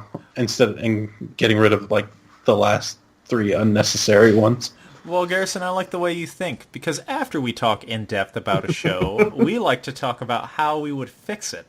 Oh, well, perfect. Yeah. I'm a little ahead of schedule. So you've already started. A little ahead of schedule. A little ahead of schedule there, but good job, man. You jumped right into it. So, I agree with you. I feel like maybe they could have done almost, like, to make you could have kept these last 3 episodes, you could have kept the conflict, but maybe throughout the series, have Sarah be like Yuzu's Present. friend. Yeah. You be like, oh, okay. Develop these emotions and not just over a weekend. Yeah. You know? Like, have Sarah and Yuzu be like this, like to the point where you're now like you're worried about their friendship. Like at this point it's like, oh, good. She pissed off the girl that she's never going to see again. Whoa. Yeah. But if they were close friends, then you'd kind of be worried about it. You'd kind of be like, oh, well, now their friendship... Maybe I'd be rooting for Sarah. Who knows? Yeah, you'd be seeing their friend. You'd be like, well, if their friendship doesn't work out here, like, oh, she'll lose her best friend instead of like finding the girl that she loves. And so you'd worry more about it. But super couple would be Harumine and Nina. I mean, Harumine. I'd be interested in seeing that. So yeah, I'd agree with you. Probably have Sarah be more present, and then you can almost get away with this conflict at the end of it. I'd say actually you could absolutely get away with this conflict at the end of it if Sarah is present throughout the series. But with her just showing up in the past 3 episodes, this conflict is pointless. And like with the opening scene, it shows. I'm pretty sure it shows Sarah's phone, and like in the group of phones that are like next up to each other. Uh-huh. And like in their opening, you know how in the sequence that they're last too. Uh-huh. I mean, it probably would have been better to include them like earlier on and just like have built something up from that. Yeah. Anthony? Yeah, I mean, not to repeat almost everything you both said, I 100% agree. I think that as far as like breaking down like art style and everything else like that and character development, I don't think they should have changed anything. Like delving into that point there, I'd like the pacing up to episode 9, and I think that they did a pretty good job. I will say that because Nina and Sarah are not introduced until episodes of, the last 3 episodes, the show becomes ridiculously predictable. And in that sense, like, I could see why someone would say that this show is boring, because we already know the outcome. It was so ridiculously wishy-washy between the two, but like that's just the normal drama of a romance anime. That's normal. That's what's supposed to keep you going. But to introduce that conflict early and have that be an option, it was unrealistic that they're ever going to end up together. Absolutely. It was unrealistic. Or them saying that they're dating. Exactly. I mean, no, you guys just met yesterday. Exactly. You guys can't be dating. It was just introduced for the sake of conflict, and that is my biggest problem with it. I would absolutely put them in either just like as this arc earlier. I mean, like, I wouldn't have minded if they ended with the Matsuri arc. Like, if they had a way to storyboard that and like end with her, like, holy fuck, she's evil. Like Frieza kills Krillin, you're just like, oh. No. Okay. It's like when Frieza kills Krillin. Yes, Citrus. Very similar to when Frieza kills Krillin. The defining You heard moment. it here, folks. Yeah, the you next heard it Dragon here. Ball Z. You heard it here. Citrus. No, but that's how I would fix it. There are a couple of funnier points that I wish would have been included more, and like I love Harumi, and I. The fact of her, she's like, hey, can I sleep at your house? Sure, come on over, not a problem. Yeah. I mean, hey, can I use your bike? Sure, go ahead, take my bike. Mm-hmm. Hey, can I talk to you about all these, countless hours about May? Yeah. Okay. Yeah, no, Absolutely. seriously, that would be. I would love that. That, yeah. Well, such a good friend. Mm-hmm. Definitely, she's my best girl of this anime. Yeah. Okay. That's So- what I would fix, though. That's what you fix? All right. So, is there anything else spoilery that you guys would like to get into about this specific anime? Yo, fuck fucking just kidding. Matsuri? Matsuri. You're about to say Harumi. I was. I agree with Gerr. Harumine is best. I keep calling her Harumine. That's not even her name. That's how much I like her. First introduction to Harumine, I actually thought she was going to be a bad influence on her. Just like, oh, you have to hide your phone. And she puts it in her boobs and stuff like that. I was like, she's going to be no good to her. Garrison's like, she's going to get her into drugs. She's a troublemaker. She knows the rules. She knows the ins and outs. Mm-hmm. And then all of a sudden, she's just an amazing friend. And, great character overall for Harumine. Yep, I agree. All right. Okay, so if you guys don't have any more spoiler type things, I'm going to go ahead and end the spoilers now. Welcome back. If you skipped the spoiler section of Citrus, after we go in depth, we like to then give our spoiler-free rating. And Anthony, how about you explain to our viewers and possibly Garrison what our rating and review system is? Absolutely. So we have 3 tiers of rating. As far as shows that are absolutely on your plan to watch list that you would recommend to just about anybody to watch, regardless if they're involved in anime or not, we consider that to be a find. Right below that is going to be a show that you weren't necessarily into, but you can see why other people would be interested in watching it. That's a show that would go into the recycle bin. And a show like Handshakers, which is absolute trash in its own right, and deserves no praise and all of the hate, it goes into the trash. So that's how we That is a good rate those shows. Good explanation of our ratings. Garrison, since you are our guest, we'll have you go last. Anthony, how about you go first? Sounds fair to me. Citrus is a show that... Quick question. Oh, you motherfucker. Sorry. He's like, fuck you, Anthony, I want to talk. Can you be in both categories? No. Or in all 3 categories? No, or I'm going to make you dye your beard pink. No. Anthony didn't change my mind, so go ahead, Anthony. I haven't given my review. Take the role. I haven't given my review. So going into Citrus, I think that anybody that picks up Citrus, will be pleasantly surprised with the first few episodes. Yes, granted, it is a little hard to get into as far as like the pacing goes, but as far as the drama is concerned, absolutely, that's the first thing that really hooks, with this anime, regardless of if you're interested in this topic or not. Honestly, as a show that is meant to just have that shock value, absolutely, this is a show that you should definitely watch. As far as characters go, yeah, this has a pretty strong smattering of characters and character development that I think, as far as the shows that we've watched, absolutely. We've touched on it in the spoiler section, so please go check that out. But as far as like having an in-depth characters, plural, that are complex in the sense that these issues are issues that kids are having to deal with constantly. This is something that is happening and that is happening currently, and that I feel like most people, perhaps even relatively close to my age or even younger, could relate to. Don't get me wrong, I feel like anybody under the age of 18 should not watch the show, just for the sense that, the birds and the bees are left to be, found out about after 18. But that being said, this show crashes at the very end like a train wreck that you just cannot stop watching in the worst way. And that's the biggest problem that I had with it. This is not a show that I would recommend to everyone. This is actually a show that I personally will put into the recycle bin. I enjoyed watching it, but I don't think you should go out of your way to watch this show. I think that there are a lot of good points, a lot of high areas, but it belongs in the recycle bin. All right. I actually could not agree more.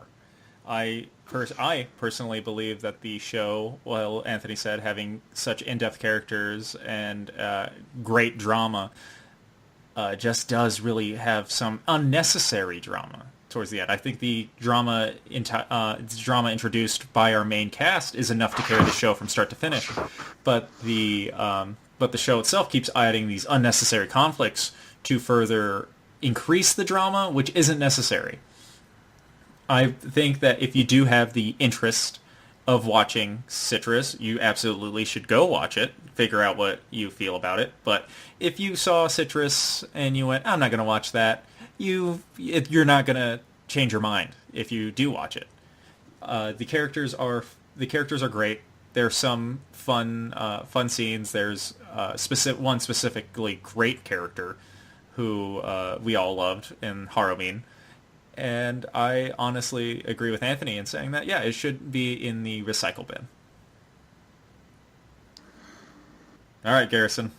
All right. Pink beard. Pink beard. Pink He beard. didn't even tell us where he was going to put it in the first place.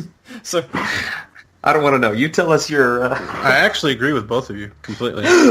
I feel this is definitely directed towards a certain group of people.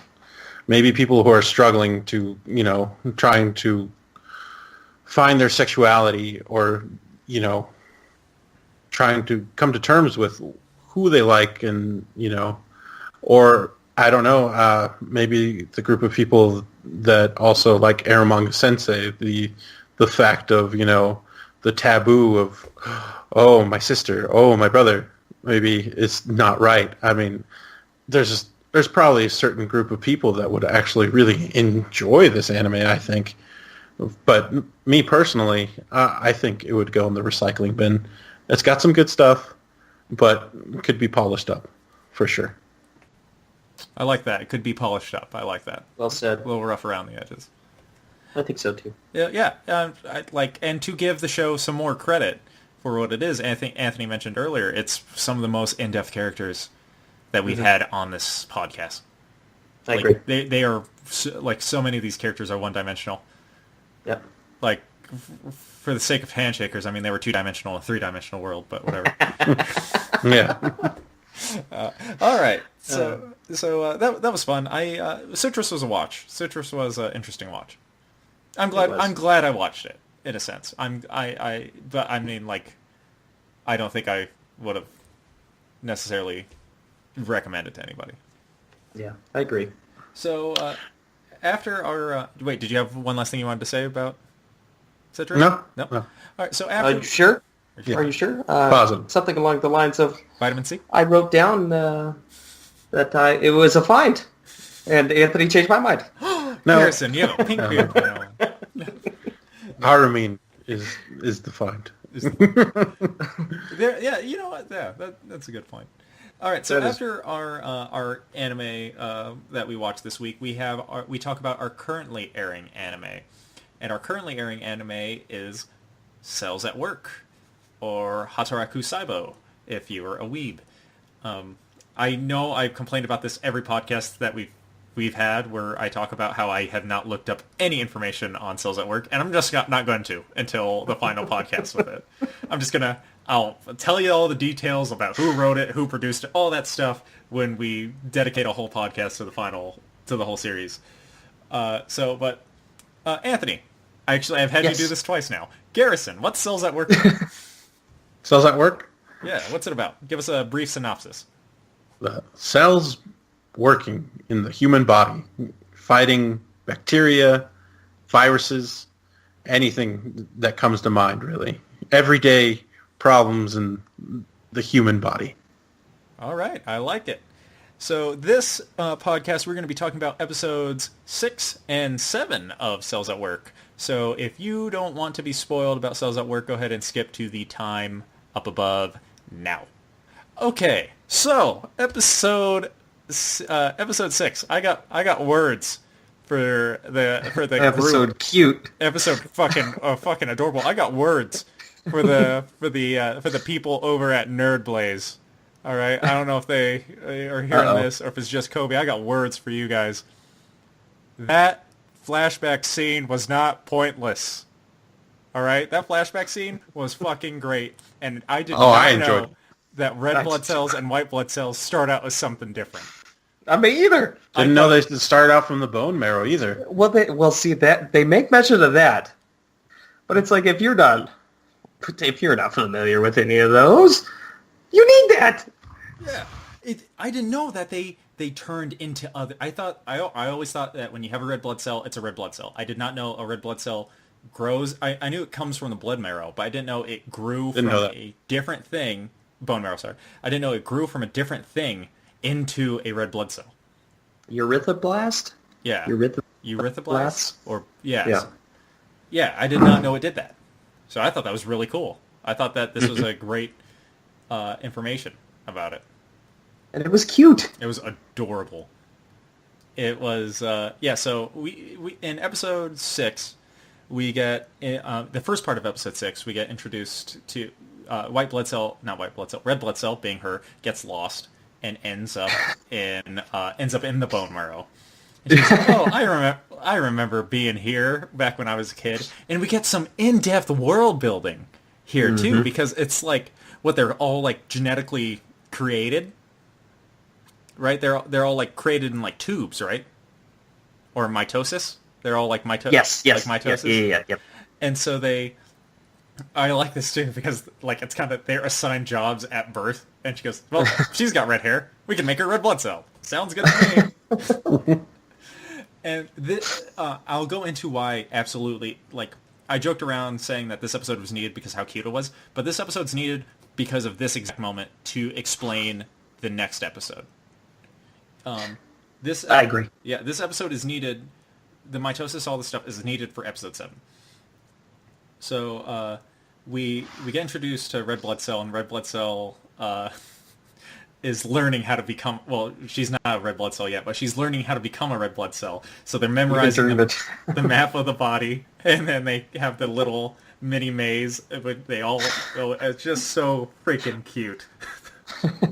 She gets lost. She gets so lost, she falls down, and that little other red blood cell goes, that girl got all lost, so she got dizzy and fell down. I thought platelets were the cutest part of the show. Oh, I was wrong. Erythroblast or whatever they're called are the cutest part of the show. Yep. What I was gonna say. Then we get introduced. So another thing I didn't know is that those cells are like raised and I guess protected by macrophages. Mm-hmm. Which is another really cool freaking fact. I love the show specifically for these facts. Yeah. Like Me too. Like it's a learning show. It's so, and I'm having a blast learning. Like I don't know about you guys. Like, is it fun to hear all these facts and stuff? Absolutely. This is the stuff I would have loved to have seen in biology. I would have stayed up and paid attention. Probably would have gotten an A. Pearson's like, it's there. I skated by with a C. With the D passing. Well, I parallel it to Killing Bites. Honestly, like, the show was so much fun and had more of like a serious tone to it, but we were still learning so much about these animals. Yeah. It was same exact thing. It's fun to learn. Like these shows have this learning aspect, and they're making it fun. It doesn't feel like I'm sitting through a class. Exactly. And so we get a white blood cell decides to teach them a lesson about what they should do when a bacteria shows up. And I love this teacher. I want him to show up again because he's like he has the puppet of the weird creature. Of the bacteria, and he goes, "All right, can I do my exercise now?" And the macrophage is like, "Yeah." And he goes, "I'm gonna eat you," and he's like, freaks them all out to the point where they start crying and running away. And was that Red Blood Cell Senpai as the girl who told Red Blood Cell that if she gets scared, she can just hold her hand? Yep. Okay. That was her growing up. What? I couldn't tell if that was Red Blood Cell Senpai or not. Yeah, she had the same long hair, same long brown hair. Oh. So that's how their development became. See, that's another thing. You get because that's overshadowed because later on in the episode, Red Blood Cell gets. This is where again I love Red Blood Cell so much because Red Blood Cell sees Red Blood Cells working and she goes, "Oh man, they're so cool. I want to be that cool." And then this bacteria is like, "Hey," and she goes, "Oh, white blood cell like." Teacher, and it's like, oh no, that's an actual bacteria. Oh, sensei. And he's like, well, I guess you could call me a sensei. I'm gonna teach you the friggin' art of ass whooping, and beats the fuck out of her. I was so upset. Yeah. So now I know why she's like traumatized of just like and always not being able to find where she needs to go because she had this horrible childhood traumatic scene. It was just getting beat to crud, you know. Yeah, beat the crap out. Yeah. And then a young white blood cell, whatever those things are called, shows up and saves her. Oh, so badass. And with his little rubber knife. I like it when it takes it. He goes, "My weapon!" And then he gets his ass kicked by the thing. And eventually the white blood cell teacher shows up and one-shots the thing, as white blood cells do. And I like this because the young white blood cell has been putting up this tough front. Like I gotta save every like cell, and then as soon as they're saved, he just fights. Like red blood cell's crying, and he's just fighting the tears. Like you can tell he was scared. Yeah, absolutely love the part where he's just like, I'll die before any other cell dies before me. And I was just like, oh man, he's so cool. So cool. He's just a little kid. And then they go their separate ways, and she says, "Will I ever see you again?" And he says what white blood cell says at the first episode. It's like, probably. It's like, it's a big body, but And then and then it cuts back into present time, and while she's thinking about that, she rams her cart into white blood cell, into our main white blood cell. He rams it into his shin, and spills his tea. And then she has that thought of, was it the same boy? Oh, that'd be too crazy of a coincidence. And I'm like, it is the same boy. Just get together. Right? Part of me keeps wondering if I can look up something like if there's a white blood cell or red blood cell like hybrid type deal, like that's not called a white red blood cell. I'm like, and then it makes that. I'm like, because I just want them to be together so bad. I want biology to make it happen. You're shipping them? I ship them. I ship them so hard. Yeah. So our next well, no, not even not even next episode. Yeah, the next half of this episode, white blood cell helps red blood cell get to her thing, and then there's this cell running away from this weird deformed looking cell, and white blood cell one shots him. And this thing is creepy looking. Like he is like a weird zombie, like not like zombie like influenza was, but like a weird like decaying mutated, mutated zombie. And Killer T shows up. Well, like the main Killer T cell shows up, and he's like, "Whoa, what's this thing?"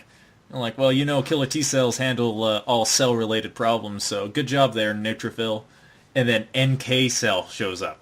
Yeah. NK is badass. NK is badass. She shows up with a fucking saber. She's like, "What's up?" Pretty much every cell in this is a badass. Well, it's like it goes to show how crazy our immune system is, about how much they have to constantly fight. So that's how come they're all like that. And so NK cell has a certain special specialization, and that's I believe they say it in this episode. It's cancer cells. Yeah, fast-moving viruses and cancer cells. So she's in the realm of cell power levels. She's higher up than I'd say Killer T and white blood cell. Yeah, she's better at tracking them. Yeah, and so she even grabs better than macrophages. Yeah, so she grabs the cell that white blood cell saved and said, "Hey, how about you show me where you're running away from this guy?" And her and Killer T have an exchange where he goes, "Well, we'll go too." And she goes, "No, you won't." And she goes, "Yes, we will." And he goes, "Oops, my hand slipped." And she like elbows him in the face, and he goes, "Huh, well, don't you worry." He goes, He goes up to the platelets and asks for a bucket. He throws it at her. He goes, "Oops, my arm slipped." He's like, "Oop, my hand slipped." Oop. And then white blood cell, being the fucking cinnamon roll that he is, he goes, "There we go." He goes, he's like, "You two are being way too clumsy."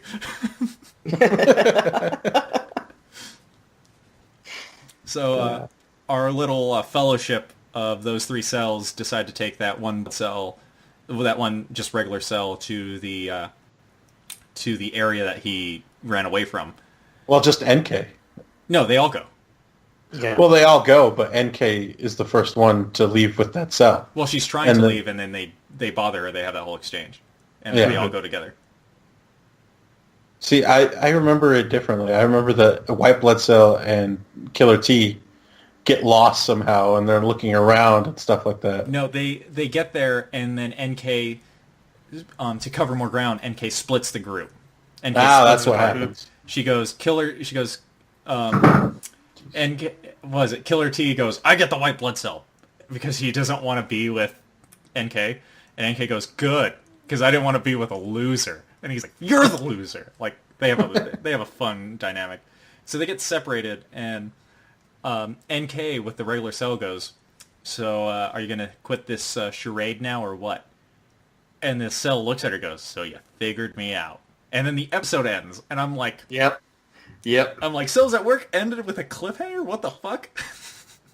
And then the next episode was even... Then the sad episode starts. It's sad, yeah. It's a fucking... Okay, tell me right now this episode isn't good, and I will punch you in the face. Yeah. This is a mindfuck episode. Oh, I loved it. So we figure out that cell is cancer. It's a cell that constantly is constantly doing mitosis, and doing it too much, in fact. And so that's where the flashback plays a part in this, because the cell, he has converted this whole thing into just like strict mass mitosing or whatever. And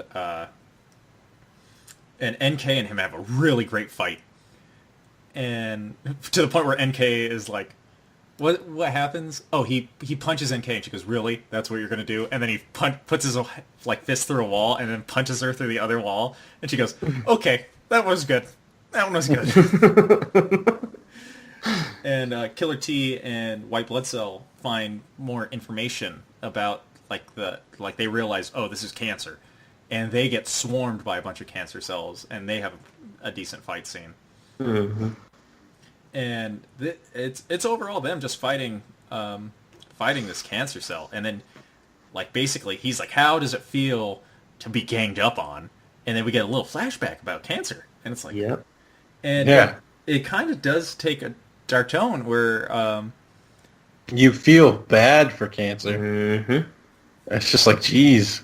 Like, did you just hear yourself say that, though? I know, yeah, you feel bad for cancer. What? The way they made it in this anime, I was just like, geez, oh, man. Well, it's even crazier to think about is that these are naturally occurring cells inside of our own bodies. Absolutely, and they're fighting each other constantly. Well, yeah, they said that our body kills off cancer cell, 1,000 cancer cells every day. Yeah, I never even knew that. It's if you think about it, it's true. Cancer isn't necessarily isn't a bacteria, isn't a disease. I mean, it's a disease, but I mean, it isn't from outside the body. It isn't an invader. Cancer is your cells. It's just a mutated cell that you have, that you're born with. It's your cell. It's a mutated cell that constantly makes copies of itself, and demands nutrients from your body, and that's what's happening to yourself. And so it does take that moment where it's like, hey, this thing, this horrible thing that happens to you isn't some nefarious bacteria that is that's main purpose is to kill you. It's just something that your body does. And so that's... Yeah, and how the other cells are calling it a bug and they're trying to stomp them out. It's just that's brutal. It's really brutal. It is. It's dark, but I mean, that to keep the body running, your body has to kill off those cells. And so it goes he's basically it gets super dark because it's him and another cancer cell, and they're young, and they're being hunted by the immune system, and they one of them trips and gets caught, and he's just terrified about it.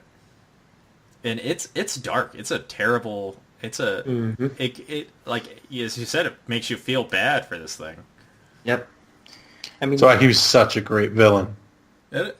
Oh fuck! I forgot to. Side note: before all the serious stuff happened, we had red blood cell antics where she's going all these bad luck. Things because she senses that something's off, and then we get the cute little platelet scene where she pushes the platelet's cheek. But back to the serious stuff. So the red blood cells are transporting to this part of the body, and keep delivering massive amounts of nutrients to it. And they're like, why are we delivering all this nutrients to it? And they see that there's these weird mutated cells just eating all the nutrients, and they're like, the body can't supply all these nutrients for all these rapidly eating cells. And red blood cell's like, this is weird. Like, this is bad. And she sees macrophage. And we get back to our group of 3 getting their butts kicked by cancer. Cancer, yeah. And then all of a sudden all of the immune system, including memory cell, which I thought was funny. Yeah, God, he's my favorite character. They all show up and they team up on the cancer cell and murder it. Like, we'll beat the fuck out of it. And NK does like a fatal blow to it, so he's like slowly dying. And she goes like, white blood cell, finish him off. And white blood cell is like, I'm gonna do it. And he jumps up there and he puts his knife to his throat. And white blood cell is kind of like having a hard time doing it because he's like, well, he is a cell and we're supposed to protect cells. Mm-hmm. But I can't. And so him and Cancer kind of have this exchange where Cancer talks about how, like, if he would have gone away with it, basically how this world would have been. And white blood cell goes, well, I'm glad we stopped you then, because there's no way that world would survive. Mm-hmm. And it's absolutely true. It's a very theatrical way to show cancer. It definitely tugged on my heartstrings. Mm-hmm. Absolutely. I feel like, I don't know, I was going to ask this question after we kind of finished talking about it, but this is a good place right now, I guess. Do you feel like this episode is out of place? Like, as far as pacing in the show goes? I feel like it's almost finale worthy, right? Right? Yeah. Like, it's just, we've had such lighthearted episodes coming up to this. Like, don't get me wrong, the Parasite episode was a little, that was like, that really got me going. I was like, this is so badass. The animations are so cool. Allergies got me going. It's just like, I live this. This is me every day. The allergen episode was also really badass. Last episode was the cutest one out of the entire show. Uh-huh. But still badass to a point where, you have white blood cell, like, with his rubber knife trying to kill a bacteria. Exactly. He's like, no. Yeah, What I'm afraid of is... They can't live up to that? Exactly. Is that this episode is too good. I think episode 8, maybe episode 9, are we going to go back to our little jokey, like, episodic? Because it even sounds like episode 8's like red blood cell, like the day in the life of red blood cell. And so it's kind of curious as to, like, cancer's such a big thing. So it's like, what are they going to finish the season on? I feel like this should have been the season finale. I agree. Like, I agree. I do feel like it kind of comes out of nowhere. Unless, so Cancer, right before he dies, he goes, you win, like, this time, right? Yeah, something along those lines. He was being prophetic. Yeah. So I'm wondering if that's hinting at, like, a possible, like, because, again, it says your body kills off so many cancer cells a day. So I'm wondering if maybe we'll get a Cancer, like, round 2 in, like, the season finale. Maybe. I mean, that'd be a good way to go about it. Just like because cancer, it gets stronger, right? It's not like influenza, like how there's influenza different types, and like how there's type A, and they had to fight that one. Yeah. And it kind of like cut off right there. Mm-hmm. But I think it's constantly mutating too. So who knows? Maybe it'll come back even stronger. Who knows? Yeah, it will be definitely interesting to see where the show goes from here. Yep. A question I should have asked in, like, the first time we talked about it, Anthony. So luckily Gerr's here to fill in for DJ. Is there a cell that you guys are hoping to see? Like, I think I asked if there's a bacteria, like, or a disease you guys are hoping to see. Did we talk about if there's a cell that you're hoping to see? Yeah. Okay. Yeah. I wanted to see neurons. Neurons. Okay. Garrison, is there a cell that you're hoping to see? Like, is there, like, or a network that you're hoping that the show goes into? Because if I don't remember my answer, but my answer now is I kind of hope that we see more of the nervous system. Mm-hmm. Like, it'd be interesting to see the communication network. It goes from, like, your hand to your brain and all that stuff. It'd be cool to see that stuff. That's a good question. probably the heart. Maybe maybe see some like really fatty cells and how they have to like squeeze through like tight corners because this person like has really high cholesterol or something like that. Because it's a common problem with a lot of people. Just have more in depth into the organs. See how that'd be cool. Okay, is there anything else you guys would like to talk about, like this Cells at Work couple episodes? Nope, Garrison. I'm good, man. All right. Okay, so we're going to go ahead and wrap up spoilers now. Welcome back. If you skipped the Cells at Work portion of the podcast, it's definitely been a ride so far, and I think that you should. It's only 7 episodes in so far. Jump on that train so you can finish it up with us. Yeah, 5 episodes left. Yep, 5 episodes left. More than halfway. More than halfway, and we're already hooked. And becoming very popular. Yeah. Yes, it's getting some traction. Garrison, did you know that there's a spin-off of Cells at Work called Cells at Work Black? Did not know that. Well, it's about cells that work inside a body that is unhealthy. So, like, the red blood cell that it focuses on is a dude, and the white blood cell is a woman, and she's like the art for her that I've seen is like she's bandaged up. She has a fucking katana because she's constantly fighting bacteria because it's an unhealthy individual. Wow. I'd love to check this out. Is it on Crunchyroll too? It's a manga, so it might be on Crunchyroll in the manga section, but you can probably find it online somewhere. Interesting. I'll probably look that up. Yeah, it looks pretty cool. Maybe that's where I'll find the episode of, an unhealthy body of them like trying to fit through like tight vessels just filled with fat. I can't tell if it's an edit or not, but like there's a red blood cell and he's like, I'm gonna get there. Like, I'm gonna make this erection happen. And I'm just like, oh man. I'm like, I can't tell if this is an edit or an actual screenshot. Yeah. Yeah, so it looks that part looks interesting as well.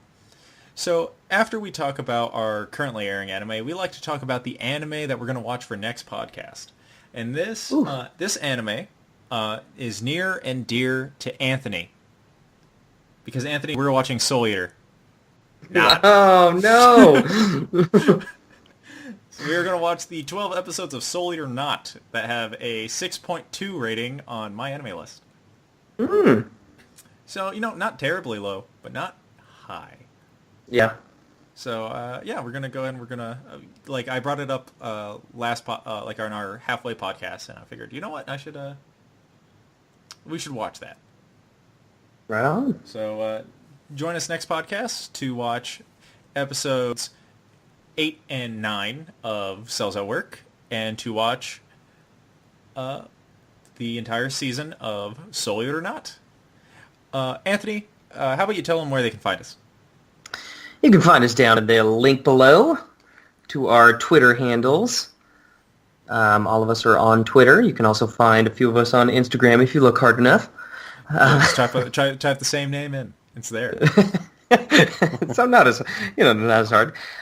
You can find Garrison at his house. You can find Garrison at his house. Not going to tell him where you live. Just send me all the cheesecake. It's a game. He lives at the Cheesecake First person to die.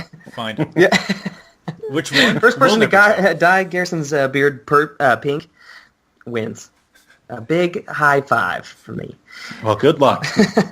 If you like this podcast, like what we do here, like this video, and subscribe for more. We're hopefully getting back on track to where we have a podcast every 2 weeks. This summer season has been hectic, and I think it's finally slowing down for us. Anything you guys want to say before we go? I do want to say thank you so much for Garrison for filling in for DJ for these past 2 podcasts. Thank you so much. We really appreciate it. Yes, it's great being here. I had a lot of fun, guys. Right. You did, man. You can't come back. That's fine. Now, similar to our other guests, get the hell out of here and start a more successful channel.